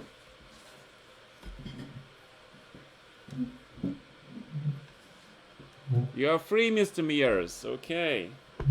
You're free from my stream. You're free. Don't get paired. That's kind of weird. Yes, I am standing by. Says stand by. Pairing players, get ready. A lot of room for creativity. Correct.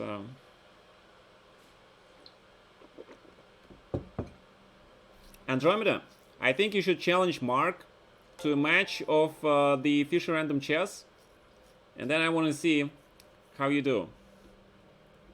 I want to see how you play against Mark. All right, just play him for fun. A couple of games. That should be fun. And I think we should also do.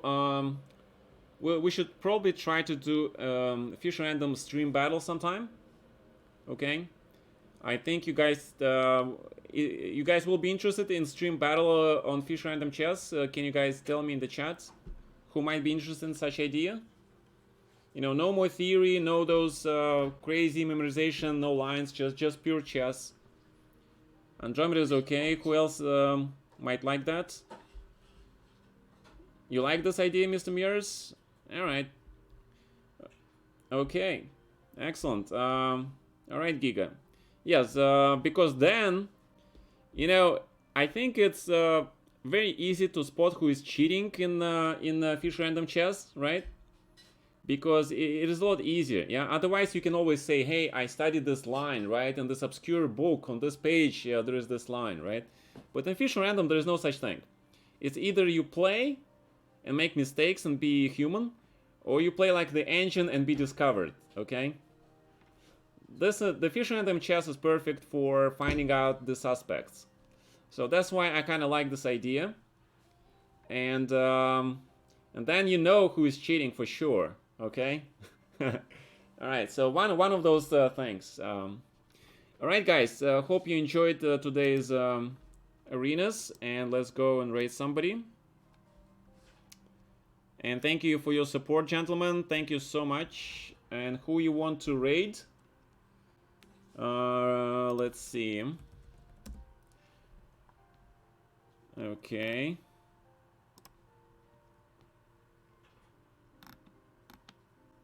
All right, who we're gonna raid, guys? I see this Polish person, but it's in Polish, so we're not gonna raid Polish speaking person. Spanish, English, French. French is interesting, but probably not yet. Portuguese, German. My God, there's so many different languages, guys. Is there a King's Crusher online, guys? Is there a King's Crusher online? Let's see it. Is there a King's Crusher online? He rated us like 3 days in a row, so I feel like I should return him the favor, but I don't see him. Okay, I don't see it. I don't see King's Crusher online. All right, so who we're gonna raid, gentlemen? We can always raid Mr. Chess Dojo back, right?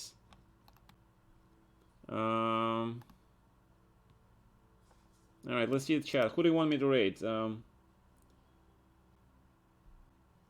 King's Crush on his Udemy course mentioning about his race to Gata. Yes, thank you so much, Mr. King's Crusher, for the race. Thirsty Monster. 11 p.m. in England? Oh, that's why he is not online? Yeah, probably. Yeah, probably. Okay, good idea. Well, Hikaru is playing some game here. It looks like Minecraft. I'm not a big fan of Minecraft. I get a headache, a little dizzy. Yeah, like first person shooters I don't play because I get dizzy, right? Same thing. Who is this? Vega Chess V Vega. Gotham Chess probably is doing some chess, but we're not gonna rate him. And we do have a birthday stream by some guys, so let's rate this guy. I've never rated him before. So let's rate this guy.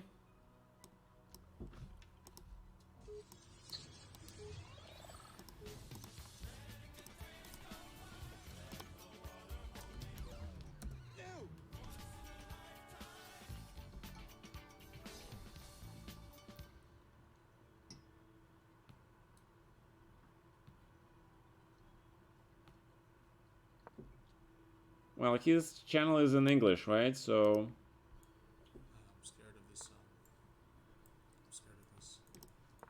I'm actually scared of this.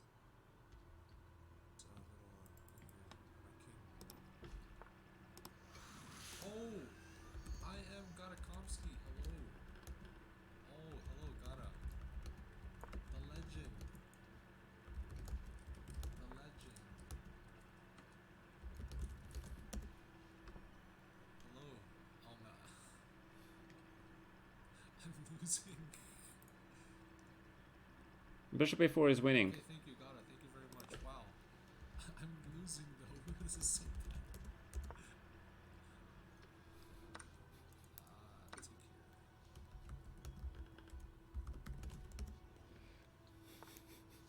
Bishop e4 is okay? Thank you. Bishop e4 is good. This is the last round actually.